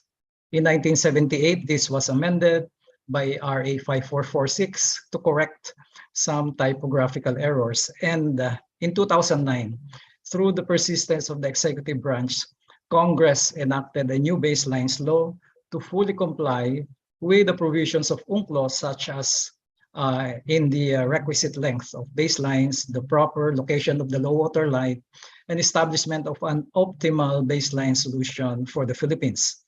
And unlike the previous versions of the law, Republic Act 9522 specifically provided that the new baselines for the main archipelago are archipelagic baselines, implying that the Philippines is an archipelagic state as provided in Part 4 of UNCLOS. In addition, the law provided that the Calayan Island Group and Bajo de Masinloc, also known as Scarborough Shoal, shall be treated as regime of islands consistent with Article 121 of the Convention. Number 2 example is the conduct of maritime boundary delimitation with neighboring states following the principles of international law, including UNCLOS. The Philippines is so situated that its maritime zones overlap with those of its neighbors in almost all fronts, except in the Central Pacific side. In 2014, after 20 years of negotiations, the Philippines and Indonesia signed their exclusive economic zone boundary agreement in the Celebes Sea, and in 2019, ratified and deposited the same with the Secretary General of the UN. And to quote the DFA, the maritime boundary delimitation between the world's two largest archipelagic states is a significant state practice on delimitation and contributes to the development of international law, particularly the law of the sea. And building on this agreement, the two countries are now setting the stage for the delimitation of their continental shelf boundary. Assistant Secretary Angie Ponce is our lead negotiator in the current boundary talks, with yours truly leading the technical team for the Philippines. Number 3 is the active pursuit of and support to regional and global governance mechanisms that foster the peaceful and sustainable uses of oceans and seas, such as the 2002 Declaration on the Conduct of Parties in the South China Sea, the ongoing negotiations for a Code of Conduct for the South China Sea, and more recently, the Intergovernmental Conference on Marine Biodiversity of Areas Beyond National Jurisdiction, just to cite a few. And this was discussed at length earlier by Attorney Espinilla. Again, Assistant Secretary Ponce is very much in the forefront of these talks, as well as other government officials who may be present here. And when the Philippines wanted clarity on the role of historic rights, source of maritime entitlements, the legal status of features, and lawfulness of certain actions of China in the South China Sea, it submitted itself to arbitration under the provisions of Annex 7 of the Convention. The ensuing official statements delivered by the Philippines at the 75th and 76th UN General Assembly, as well as the recent statement of DFA on the occasion of the 6th anniversary of the 2016 Arbitral Award, expressed in no uncertain terms that the award is conclusive, indisputable, and final. Another significant state action is the submission for a continental shelf beyond 200 nautical miles in the Benham Rise, now we call the Philippine Rise, in accordance with Article 76 of UNCLOS. The Philippines made the Benham Rise submission in 2009 after several years of preparatory work. The examination by the CLCS commenced in September 2011, lasting 7 months. It was a very productive engagement with the CLCS, wherein the Philippine team made 6 oral presentations and submitted 8 written responses to the queries of the CLCS members. And finally, on April 12, or 10 years ago, the Philippine submission was adopted in full, covering a seabed area of 13.5 million hectares. The charts and geographic coordinates of the outer limits have been deposited with the Secretary General of the United Nations and the Secretary General of the International Seabed Authority. The adoption in full of the Philippine submission in record time is attributed to the manner by which the Philippine team meticulously gathered, organized, and presented all the technical and scientific data, proving that the Philippine rice is a natural prolongation of the landmass of Luzon and therefore forms part of the extended continental shelf of the Philippines. The geological structure of the Philippine rice is complex, but the team was able to provide to the full satisfaction of the Commission and in record period all the data and information that it needs in order to arrive at this definitive conclusion. In the interest of time, I will not give a full account of the story of the Philippine rice, but if some of you are interested on the details, you may message me, or perhaps also Dr. J. Batumbakal, who was part of the Philippine rice team from start to finish. Colleagues, the Philippine candidature to the Commission on the Limits of the Continental Shelf for the term 2023-2028 is a further demonstration of our full commitment to the implementation of UNCLOS, particularly Article 76, which provides for the establishment of coastal states' continental shelf extending beyond 200 nautical miles from the baselines. CLCS is one of the 3 bodies that were established by UNCLOS to implement its provisions. It is tasked to consider the submissions of coastal states under the very rigid requirements of Article 76 and the CLCS scientific and technical guidelines. The other 2 bodies that were established are the International Seabed Authority, which was also discussed by Attorney Espinilla earlier, and the International Tribunal for the Law of the Sea, or ITLOS. By the way, before I forget, we have another Filipino who is serving as member of the Legal and Technical Commission of the International Seabed Authority. You know him, perhaps. He is Dr. Mario Aurelio of the UP National Institute for Geological Sciences, who, just like Dr. J, is also a member of our extended continental shelf team. The effort that our representatives are putting into the crafting of the policies of ISA is another significant contribution to the further development of the law of the sea. And going back to the outer limits of the extended continental shelf, once established, these outer limits, such as the outer limits that we have established for the Philippine rice, become the fixed boundary between the seabed area falling within national jurisdiction and the international seabed area that is reserved for the common heritage of humankind. Earlier, Dr. Espinilla has also a discussion on this. The extended continental shelf has a unique status among other maritime zones in that it is the only outer limit that has to pass through the consideration of an international body. And that body is the CLCS, which is composed of 21 members who are experts in the fields of geology, geophysics, or hydrography, and elected by the states parties having due regard to the need to ensure equitable geographical representation. We are quite lucky that we have a very DFA who is very hardworking and moved heaven and earth, left no stone unturned to ensure a Philippine victory in the recent CLCS elections. Thank you very much, DFA. I have been monitoring the progress of work of the CLCS.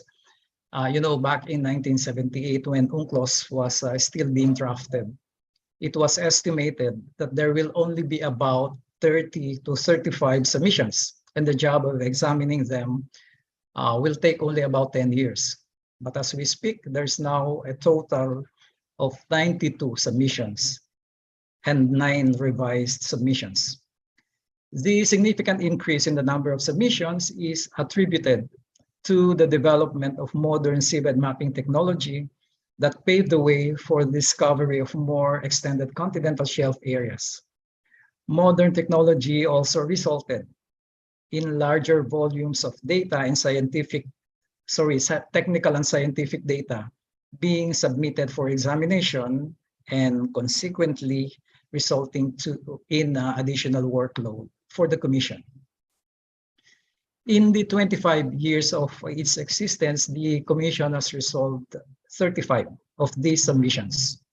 Considering that more submissions with larger volumes of accompanying data are forthcoming, it might take several decades more before all submissions are resolved. And another issue with the CLCS is that for several years, the Commission also grappled with the issue of inadequate funding, although the March 2022 report indicated a better financial situation due to increased voluntary state contributions to the CLCS Trust Fund. The issue of the backlog in the examination of the submissions is one of the common concerns that stood out during our conversations with states parties in the course of our campaign for the CLCS earlier this year. There is a strong clamor for the Commission to expedite its work. And from where I stand, I could see that the Commission can only work within the bounds of its mandate, as well as the resources that are being provided to it. While these issues are being regularly reported to the Conference of States Parties, I believe that there is a need for a stronger representation at the highest levels of decision-making at the UN so that appropriate changes in the program of work of the Commission are implemented. And as to the substantive matters pertaining to the examination of submissions, these things are strictly confidential and not accessible to outsiders like us. I mean, including me, because my term is yet to commence next year. But as a strategic planner and organizational development person, I will certainly look into the opportunities for continual improvements to make the Commission more efficient and dynamic. I believe that any organization, no matter how perfect their systems are, should always continue to evolve because the environment that we are all working in is constantly changing. In the midst of all these efforts, I would like to stress that the stewardship of ocean space and its resources is a shared responsibility among governments, communities, and individuals. The challenges of managing our oceans and seas are complex and enormous.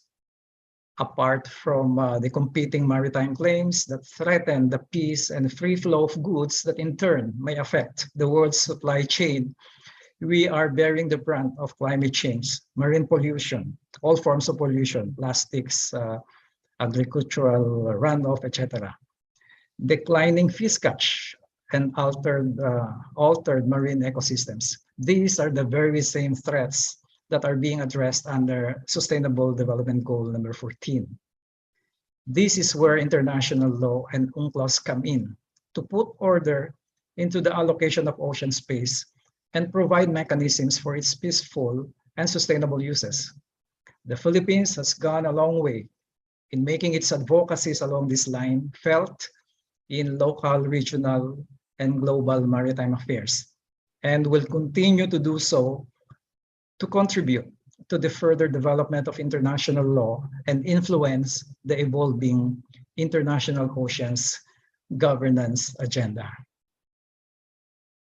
In closing, I therefore say that to establish lasting peace and plenty in our oceans and seas for all and for generations to come, there is no other way but for all of us to adhere to the rule of law. When order is established, we can all delve deeper together and unearth the vast resources that the sea and the seabed hold for us. Before I end, I would like you to take a final look at that beautiful green sea turtle that keeps appearing in our slides. I hope I identified the species correctly. Otherwise, Dr. Onda or Dr. David can correct me.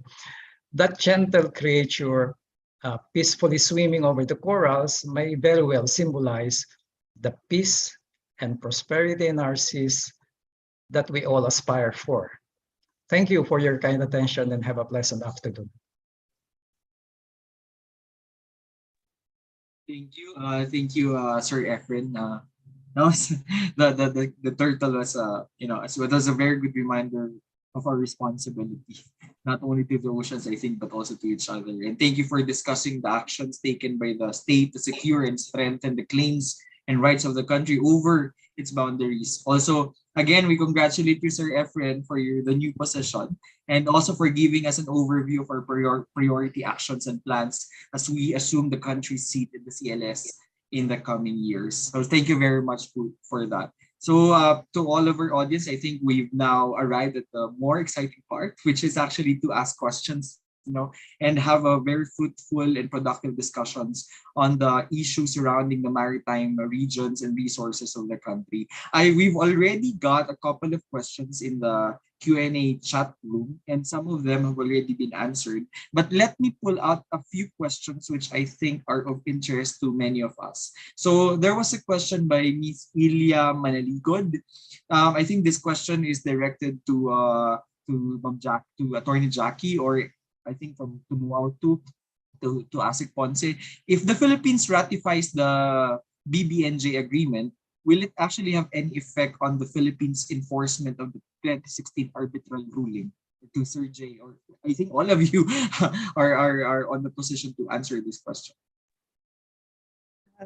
Hi, Dr. Deo, if I may just jump in. I actually answered this a little bit in the chat box, but I'll be happy to read out my answer. What I said there is that it will not impact the enforcement of the 2016 arbitral ruling. The focus is different. So the BBNJ agreement is really for the high seas in the area. And since the concern of the arbitral award is the encroachment of China's 9-line on the Philippine EEZ and issues related to safeguarding our sovereign rights in this area, this new implementing agreement should not have any bearing on our win. Of course, it should be mentioned that there is actually a high seas pocket in the middle of the SCS. The BBNJ agreement theoretically will apply there. China, of course, will disagree since to their mind that falls within their claimed waters. So that's a long, separate, and complicated discussion. But the short answer is there's no bearing on the arbitral award. Thank you. Anybody who would like to add their thoughts on it? Jackie has provided a very comprehensive answer to that. Okay. I think I'll throw in some questions just to integrate some of the discussions this afternoon. Asik Ponce, you mentioned earlier that in many of the SDG goals, we've actually failed. And in Dr. Batubacal's presentations, he also detailed out that the problem is really on how are we going to assess ourselves in terms of compliance when we don't actually have any indicators. But Dr. Batumbakal also mentioned that apparently there are also some movements on the ground. For example, in the number of research fleets, in the number of expeditions being conducted, in the increase in the number of scientists who are doing research on the ocean. So there are movements in different directions. But is this actually a case of having an umbrella organization that would take care of everything, that would put everything in a single file or book and then collate all the data that we have? Or do we already have, do we need policies? Do we need laws in order to make this happen? Any thoughts on this? Thank you. And with permission to Jay to start off on this, thank you for that question. I really wanted to get into that as I was listening to Dr. Jay's presentation. As I had said earlier in my presentation, the monitoring of the SDGs and the development of the indicators was led by the Statistical Commission under of the UN. And at that time, the Statistical Commission was headed by Dr. Lisa Barsales, who was also then head of our Philippine Statistical Authority. And when they developed all of these global indicators, I said there are more than 200 for each of the covering all of the targets. Some are recurring indicators. These indicators were classified into tier 1, tier 2, and tier 3 based on the capability of states on developing the data, getting the data to be able to provide a realistic assessment of how they were they were achieving these targets and goals. And the peculiar thing about this is that states were given the freedom to identify which indicators they would focus on. Because that was based on their capacity and capability to give data for this.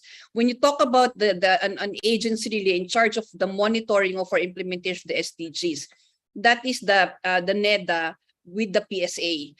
Yeah, as Dr. J showed in his slides, we have in the PSA, which is actually in the website of the NEDA, the our scorecard on how we're dealing with these SDGs and how we're monitoring and implementing them. So what we really need to do is, it's really the NEDA that handles this and that identifies the targets and indicators where we have already the data for it.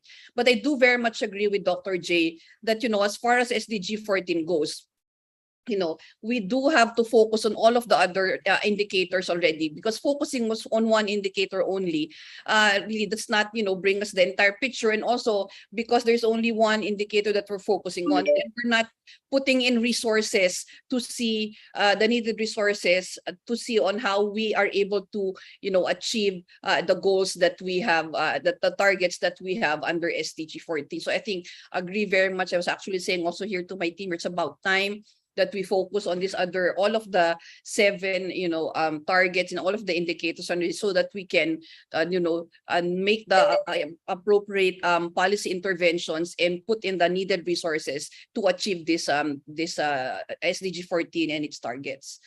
Thank you.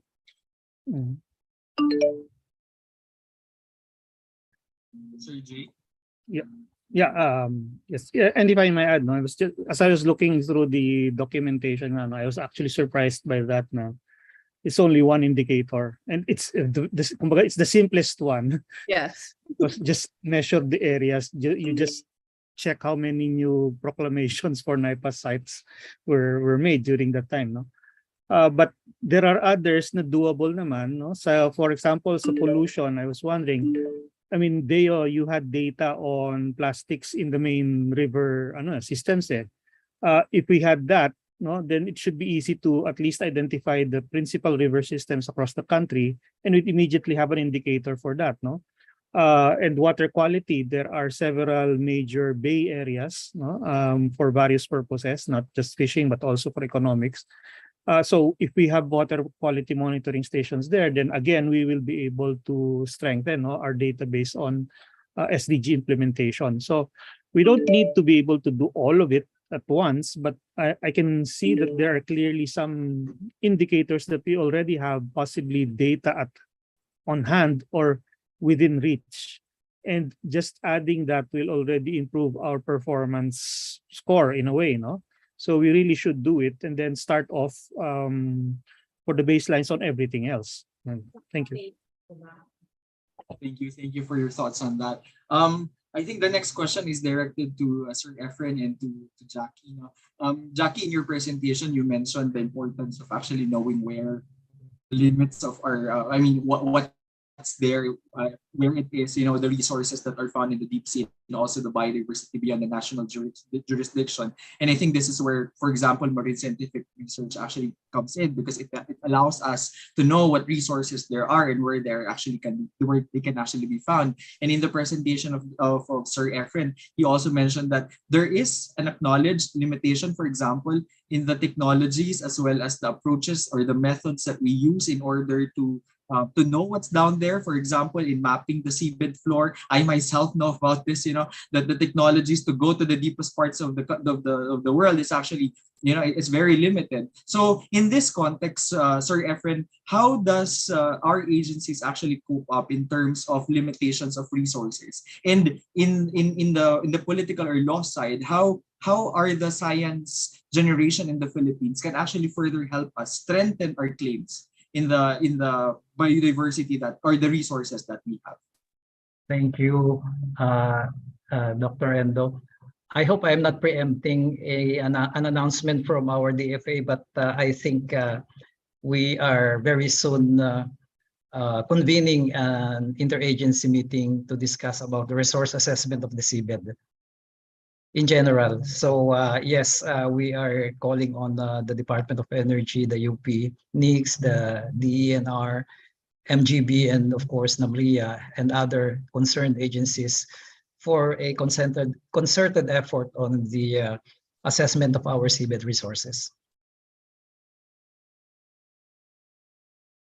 Jackie, do you have any thoughts on this?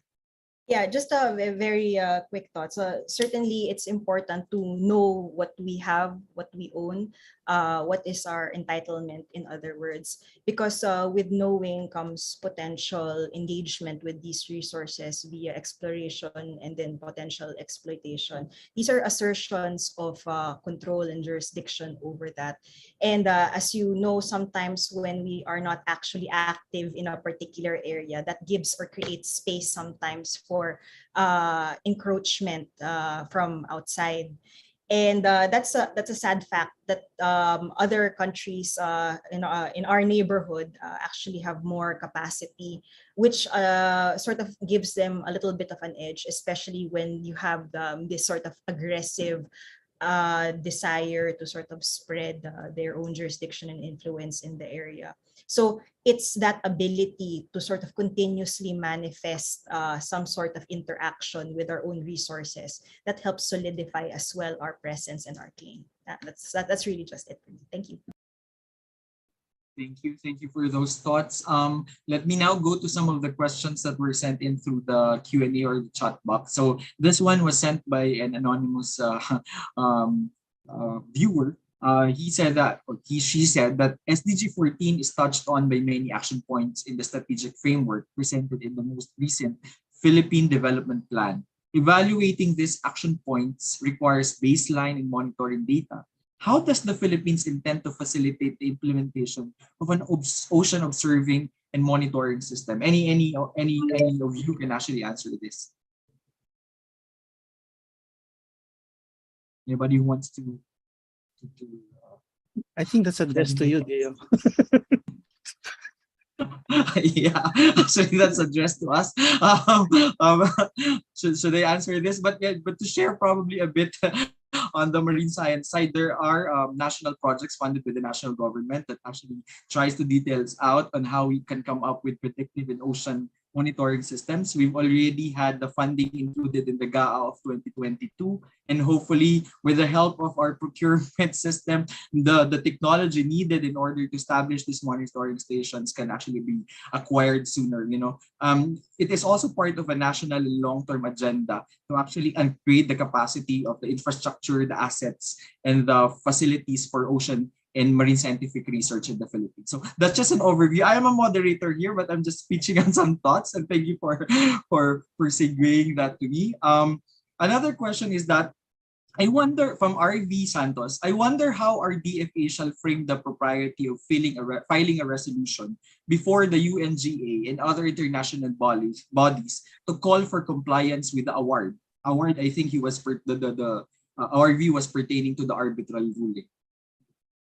Thank you. Well, that option has been floated by many sectors, and has been also and really coming from the UN, where I was there for 6 years, there is value in filing such for instance such a resolution, but also when we look at other resolutions that have been filed to this, we see that it's very also difficult to get compliance with the resolution, especially if it's a General Assembly resolution, because General Assembly resolutions are not legally binding. So they're hortatory, they ask for something.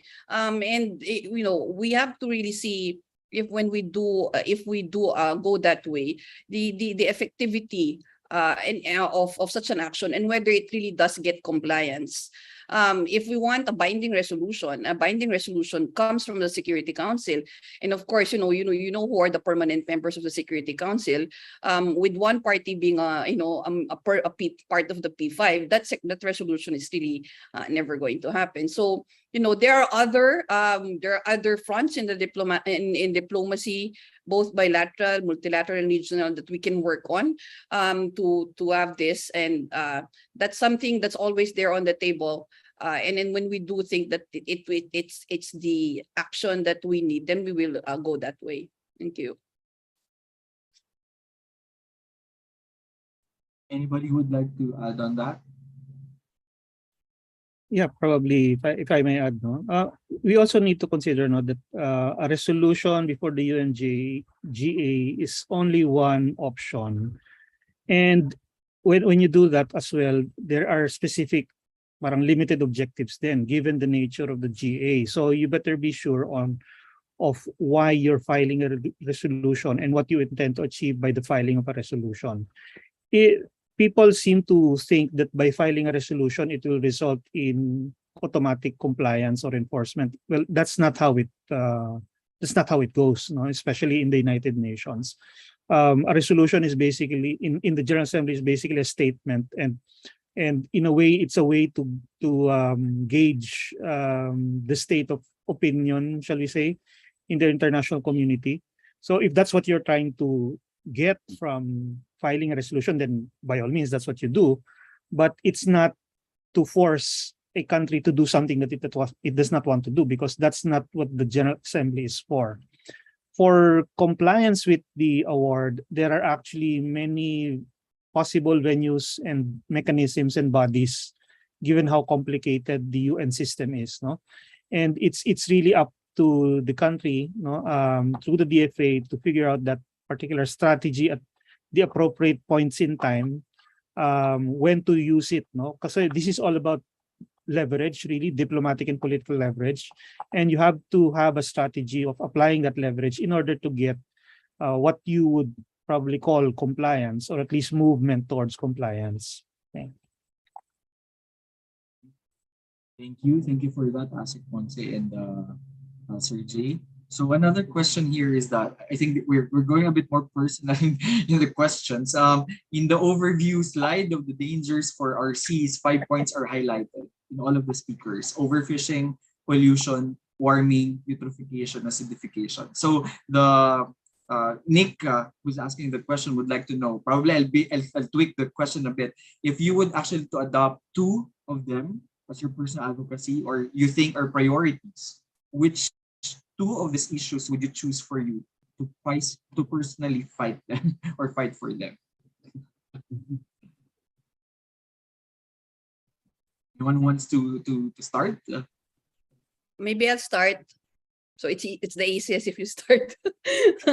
I think all of this, and it's a recurring theme for all of the speakers here, that the problems of the ocean are interrelated. So it's not really that you can choose one as a priority, because overfishing relates to pollution, relates to global warming, relates to eutrophication, with acidification. So I think all of these are priorities, and you have to approach them all together and not focus on one. Thank you. Yeah. For me, siguro only just for purposes of being able to actually personally do something about it, no? I would probably say I'm already trying to do something already on overfishing, and then the next one probably would be pollution. And I think that even just these are already the most important sources of problems actually in the oceans. Jackie?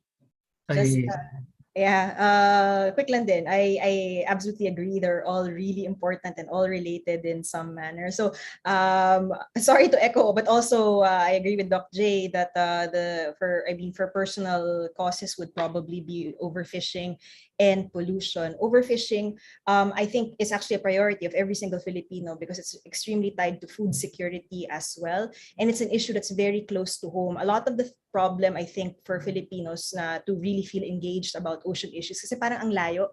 But fishing is very, very close to us. We eat it. We love fish. And the problem is that we can even view it from 2 perspectives. It's a domestic problem. Internally, we have our own municipal versus artisanal commercial fisher tensions.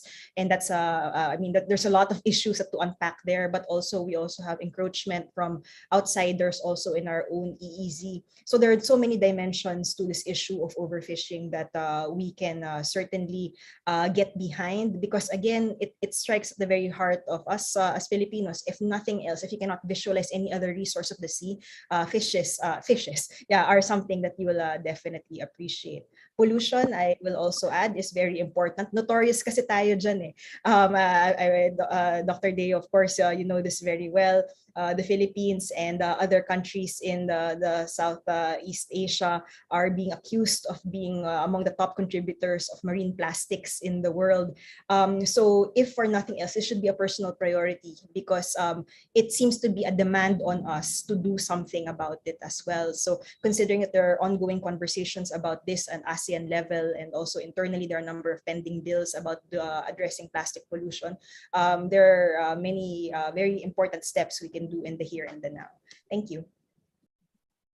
May I, but I add my few thoughts. Yeah, I agree. It should be pollution. It is an issue that every Filipino could very easily relate with. And I think along this line, a lot of efforts have already been done by government. We have all the coastal cleanups, community organizing, etc. And I think slowly our citizens are learning to, avoid this, this nasty reputation of being one of the worst polluters. I think with our coastal cleanups regularly being undertaken, being led by our LGUs, I think we are slowly, educating our people that pollution is something that we should take very seriously of. Thank you.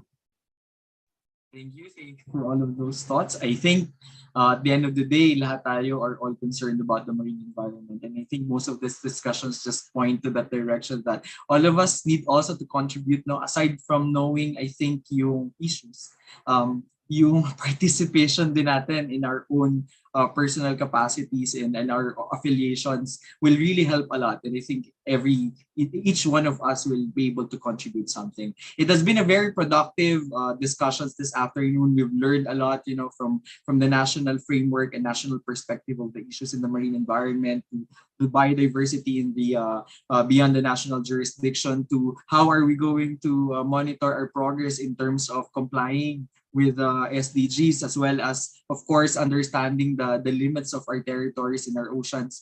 All of those have been very enriching. As much as we want to ask more questions to our resource persons, for the interest of time, I think I'll just give some time for our resource speakers to give on their takeaway messages, last messages to the audience, if you have any. Siguro I'll start with Sir Efren. Yeah, it's good that we are having this continuously having this forum for the increasing maritime awareness of our people. I am very happy that we have over 800 participants, and we have imparted at least a few of the issues and the different steps that are being undertaken both at the local, regional, and global levels. And we should continue doing this.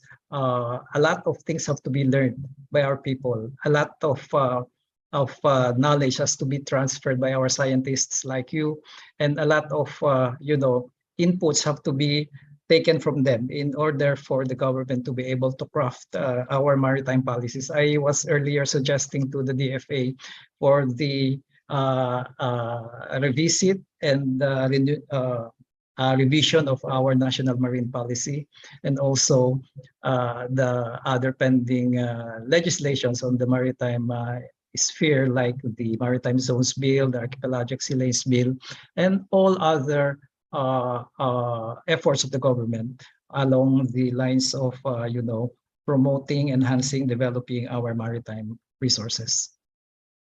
Thank you. Sir Jay? Yes, I also be enjoying Efren in thanking everyone for attending, for organizing this, the organizers for organizing this forum, and for our people for attending it, because we really do need to know more always about our oceans. It is an advocacy that we here, of course, in the group have always held, and it's always gratifying to engage in these types of activities and see that in a way the knowledge, information is spreading, and the advocacy is the groups of advocates are growing. So it's always very satisfying to see that. So thank you, everyone, and I hope that we all are able to derive good value from these types of activities. Thank you, Sir Jay. Jackie? I only wish to add that I think we also have to constantly ask ourselves what it means to be a maritime nation, because that's what we really are. As an archipelago, we can't escape that identity, but sometimes we forget it. I honestly feel so. As has been mentioned, the events like this are very important to help us continue update our knowledge and indeed to find out new things about our own oceans. One other challenge is to sort of escape the trap of thinking that ocean issues is equal to West Philippine Sea issues only. It's absolutely important for us to realize that we have so many issues, problems, challenges, opportunities to think about, to talk about. So I'm very glad that this forum was able to highlight some of that. But at the same time, also important not to forget that we still do have that West Philippine Sea issue. It's just one of many, in other words. Thank you. Thank you for that, Jackie. And of course, the last but not the least, Asek Ponce. Thank you, Dr. Deo, and I second all of that, especially first for thanking UPCFAL for organizing this. It has been, with the variety of speakers and the topics, very, comprehensive, overview of again the multifarious aspects of our oceans, issues, as Dr. Jackie, as Attorney Jackie had said, and also I'm glad that Attorney Jackie said that about the Philippines as being a maritime and archipelagic nation. Actually, we do have, and Dr. Efren would know, every September is actually a Maritime and Archipelagic Nation Awareness Month. And so we tried that to use the entire September to try to raise awareness about how we, as Filipinos, are, part of a maritime archipelagic nation. So we hope that we can also partner with you for all of these activities to raise awareness about that identity that is very integral to our identity as Filipinos. And I hope that, again, in relation to the question of RV, that personal advocacy is very important. And I hope that anything that we learn from here and that we take away from this year, we translate to our daily lives and implement them in our own personal lives. So thank you very much. Thank you for all of those. I think I can join the audience in thanking all of you. Let's give a round of applause to sa ating mga resource speakers. We were joking earlier, it's actually very difficult to pull these people together in one room. We know how busy you are and how much engagements you have, but thank you for your time this afternoon.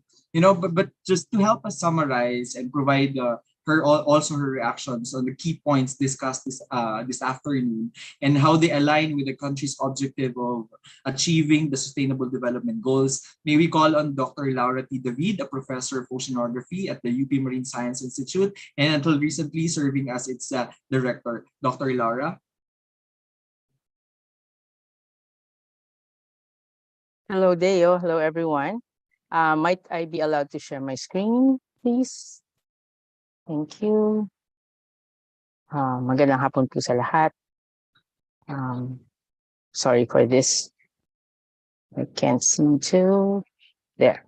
So, kagaya nga po ng sinabi na rin actually ng simula ng talk ni Attorney Jay and summarized a little by Deo, we thank our speakers for today for sharing their multifaceted inputs into the different aspects of making sure that SDG 14 is part of our focus as an archipelagic country. So Mr. Gonzalez started with highlighting that all of our efforts should be actually put against all the SDGs, especially on SDG 14. And Asek Ponce talked specifically that the Philippines is actually moving towards that. In fact, the Philippines has already ratified the convention pertaining to some of them, and she highlighted the 14.C.1.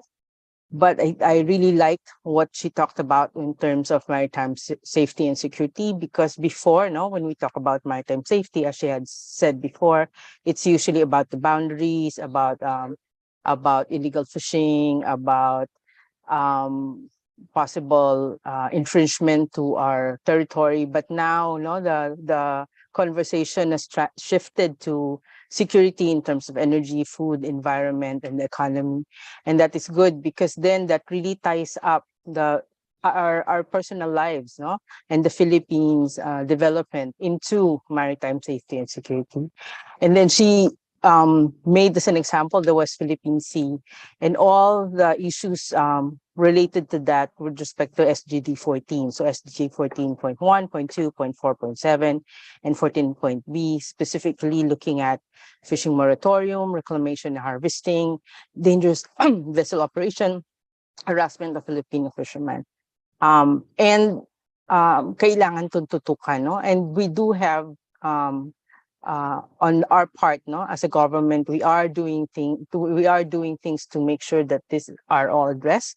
There is the National Task Force and WPS, and there is a continuous assertion of both the UNCLOS and arbitral award. Now, Director Espinilla then came in, and I like her discussion on maritime and airspace zones, and specifically when she highlighted the deep sea resources. Most of the time, these are abstract thoughts for Filipinos, no? So we only manage what we see, and most of the things that we see are on land. So we're really land-centric, even though we're an archipelagic country. And to look at the ocean as a resource, that has started, but to look at the deep ocean as a resource, malayo pa tayo doon, no? And there are so many things that need to be addressed there, specifically marine genetic resources, area-based management, environmental impact assessment, and capacity building and transfer technology that she mentioned. And she also highlighted yung distributive and procedural justice, lalo na dun sa BBNJ. And then Attorney Batumbakal, Dr. J, talked about, again, the SDG, but highlighted that we are okay if we only see checklists of indicators, but if you focus on it, we're only actually, in his summary, only 1 of 10 indicators are positive. And maybe that's, there's truth behind that, but there's also, it may be biased because some of the indicators are not really Philippine-centric, or maybe we should highlight or develop more Philippine-centric quantifiable indicators, no, to highlight. And then there's the need, he said, to establish baseline of coastal and marine areas, including marine protected areas in the KIG, and to keep highlighting the need to cooperate with our neighbors in monitoring and cooperation in the West Philippine Sea and the South China Sea.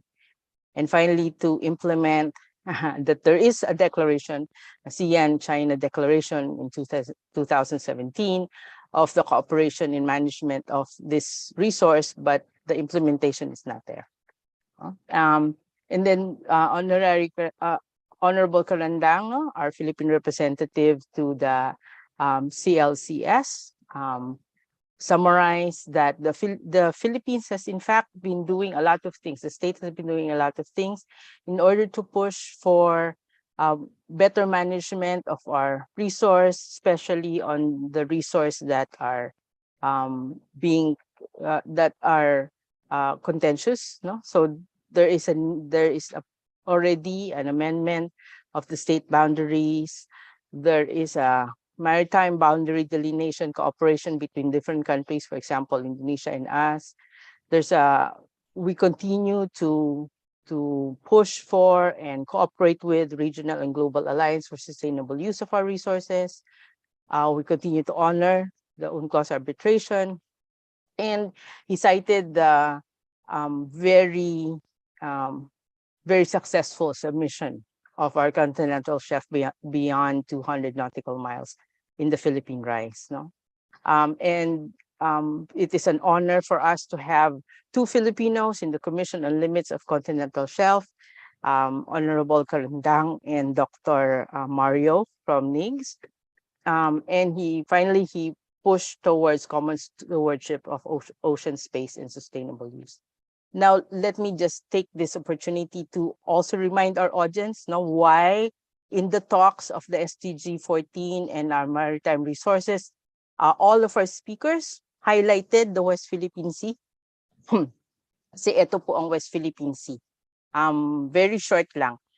If you look at the marine resources of the West Philippine Sea, yung pink Highlighted here are the coral reef cover, and as you can see, within the municipal waters of the West Philippine Sea, we have 41,000 hectares of coral reef, but within the Kalayaan Island group, inside our EEZ, we have 170,000 hectares. So ang dami sa resources natin actually nasa West Philippine Sea when you look at that side of the country. So kailangan talaga na pangalagaan siya at continually siya i-monitor at pag-aralan.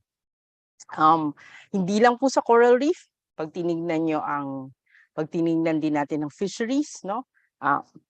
Kita natin na equally maraming nakukuhang isda, both sa richness, sa dami, at sa density ng isda. Malaki din ang Kalayaan Island groups. Pareho siya ng dami ng linapakan. Halos pareho siya ng dami rin ng Tubataha, Tapo Reefs. No? So these are big resources. In addition, we are continually finding new species in the Kalayaan Island group recently, no? Just in the last 2 years. We've seen 33 new records of seaweeds in the Kalayaan Island group. Some of these are actually already known to have bioactive compounds that are beneficial for humanity. Griffthesia, for example, produces grifticin, which is an anti-HIV compound. No? So maraming ganon na resources sa KIG na mapapakinabangan hindi lang ng Pilipino kundi ng lahat ng tao, and therefore we have to continually protect them. As seen in this heat map that was produced by Pata et al. And also Villanoy et al., we see na anything that happens in the KIG actually has impact all over the region, hindi lang po sa Pilipinas. Pero Pilipinas definitely tinatamaan. So this is both the good and the bad. So if you have healthy coral reefs there, you have yung pinakita kaninang map ni Attorney Batumbakal, it actually reaches the inner side of the Philippines. So hindi lang siya doon, no?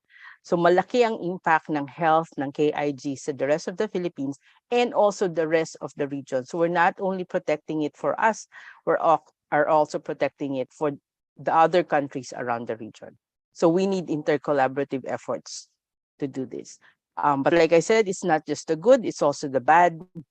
There's a study that came out in 2020 showing the impact of the sedimentation that has happened because of all the reclamation work that has been done in the KIG.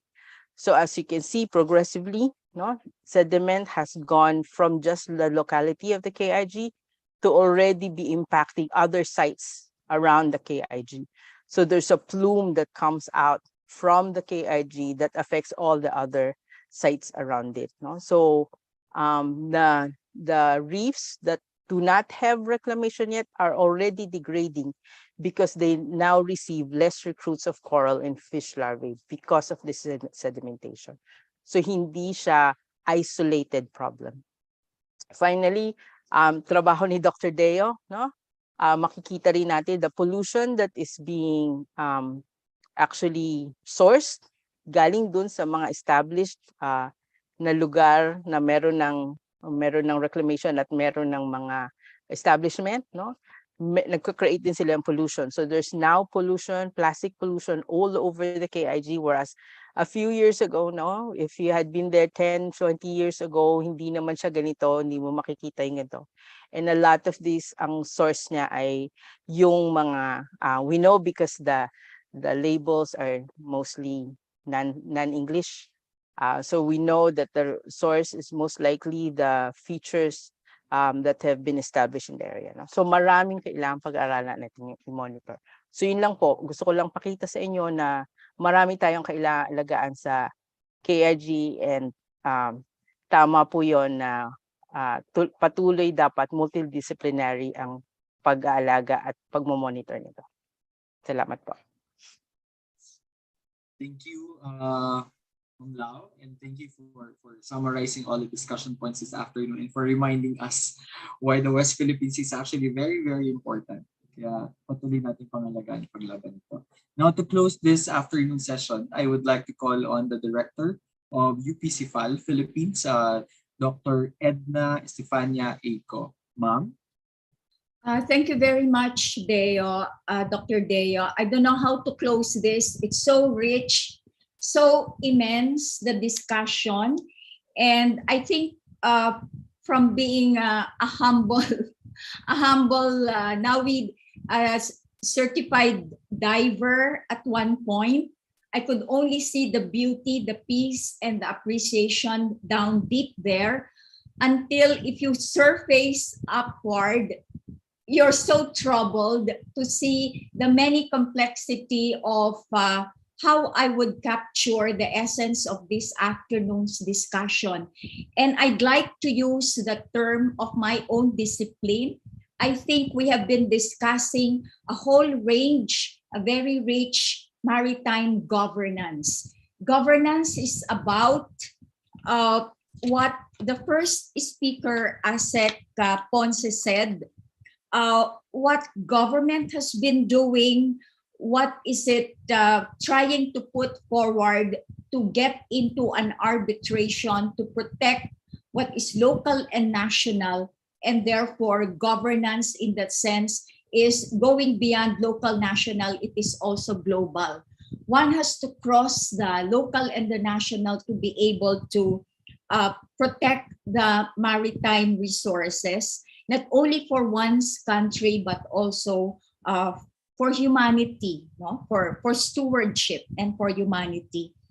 Attorney Director Espinilla had also spoken quite widely of the concept, the principles, the management, the technology transfer, the maritime resources. And to us, it is everything that one can put together and deal with, including the laws that can put together to be able to manage our maritime space.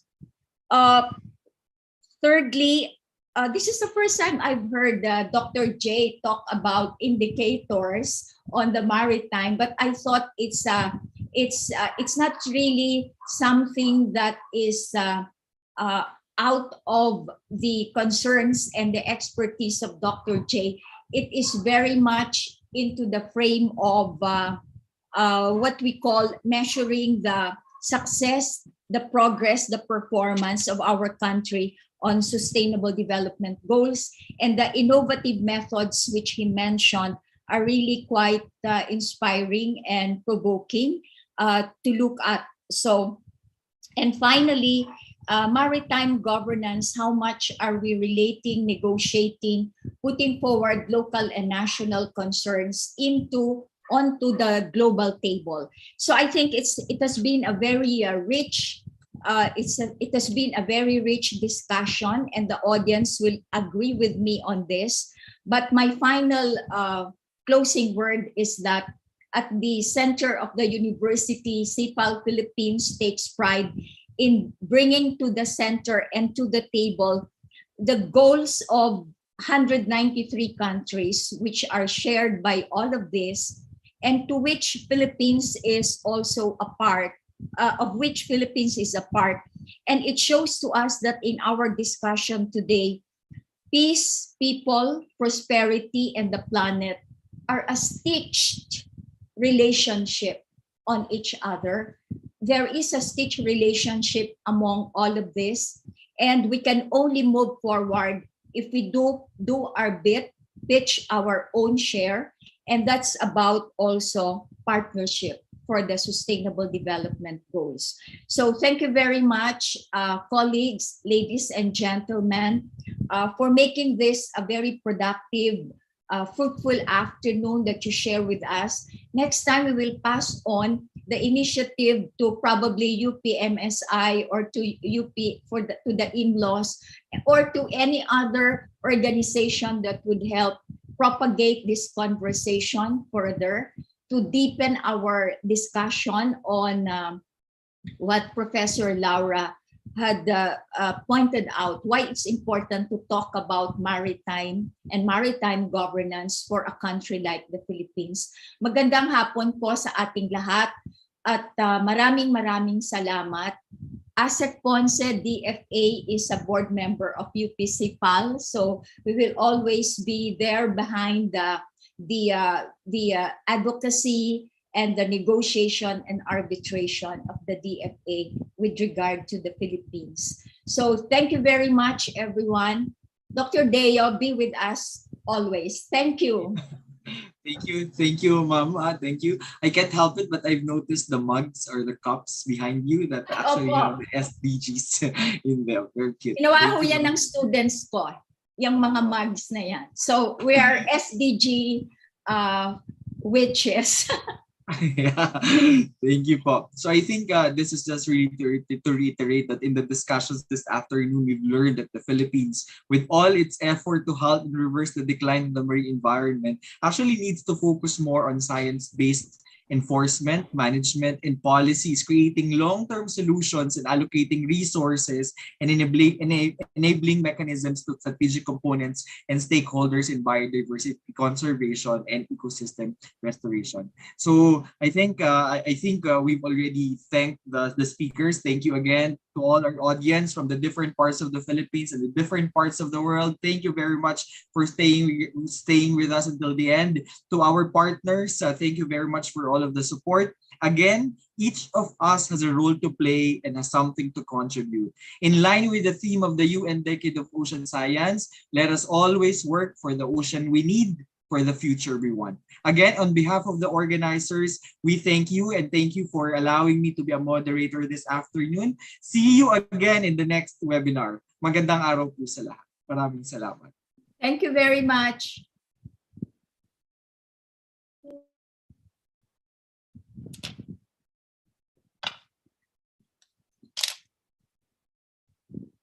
Congratulations, Sipal, and thank you again po. Kayo po ang kasunod na taya, ha? Continue the conversation.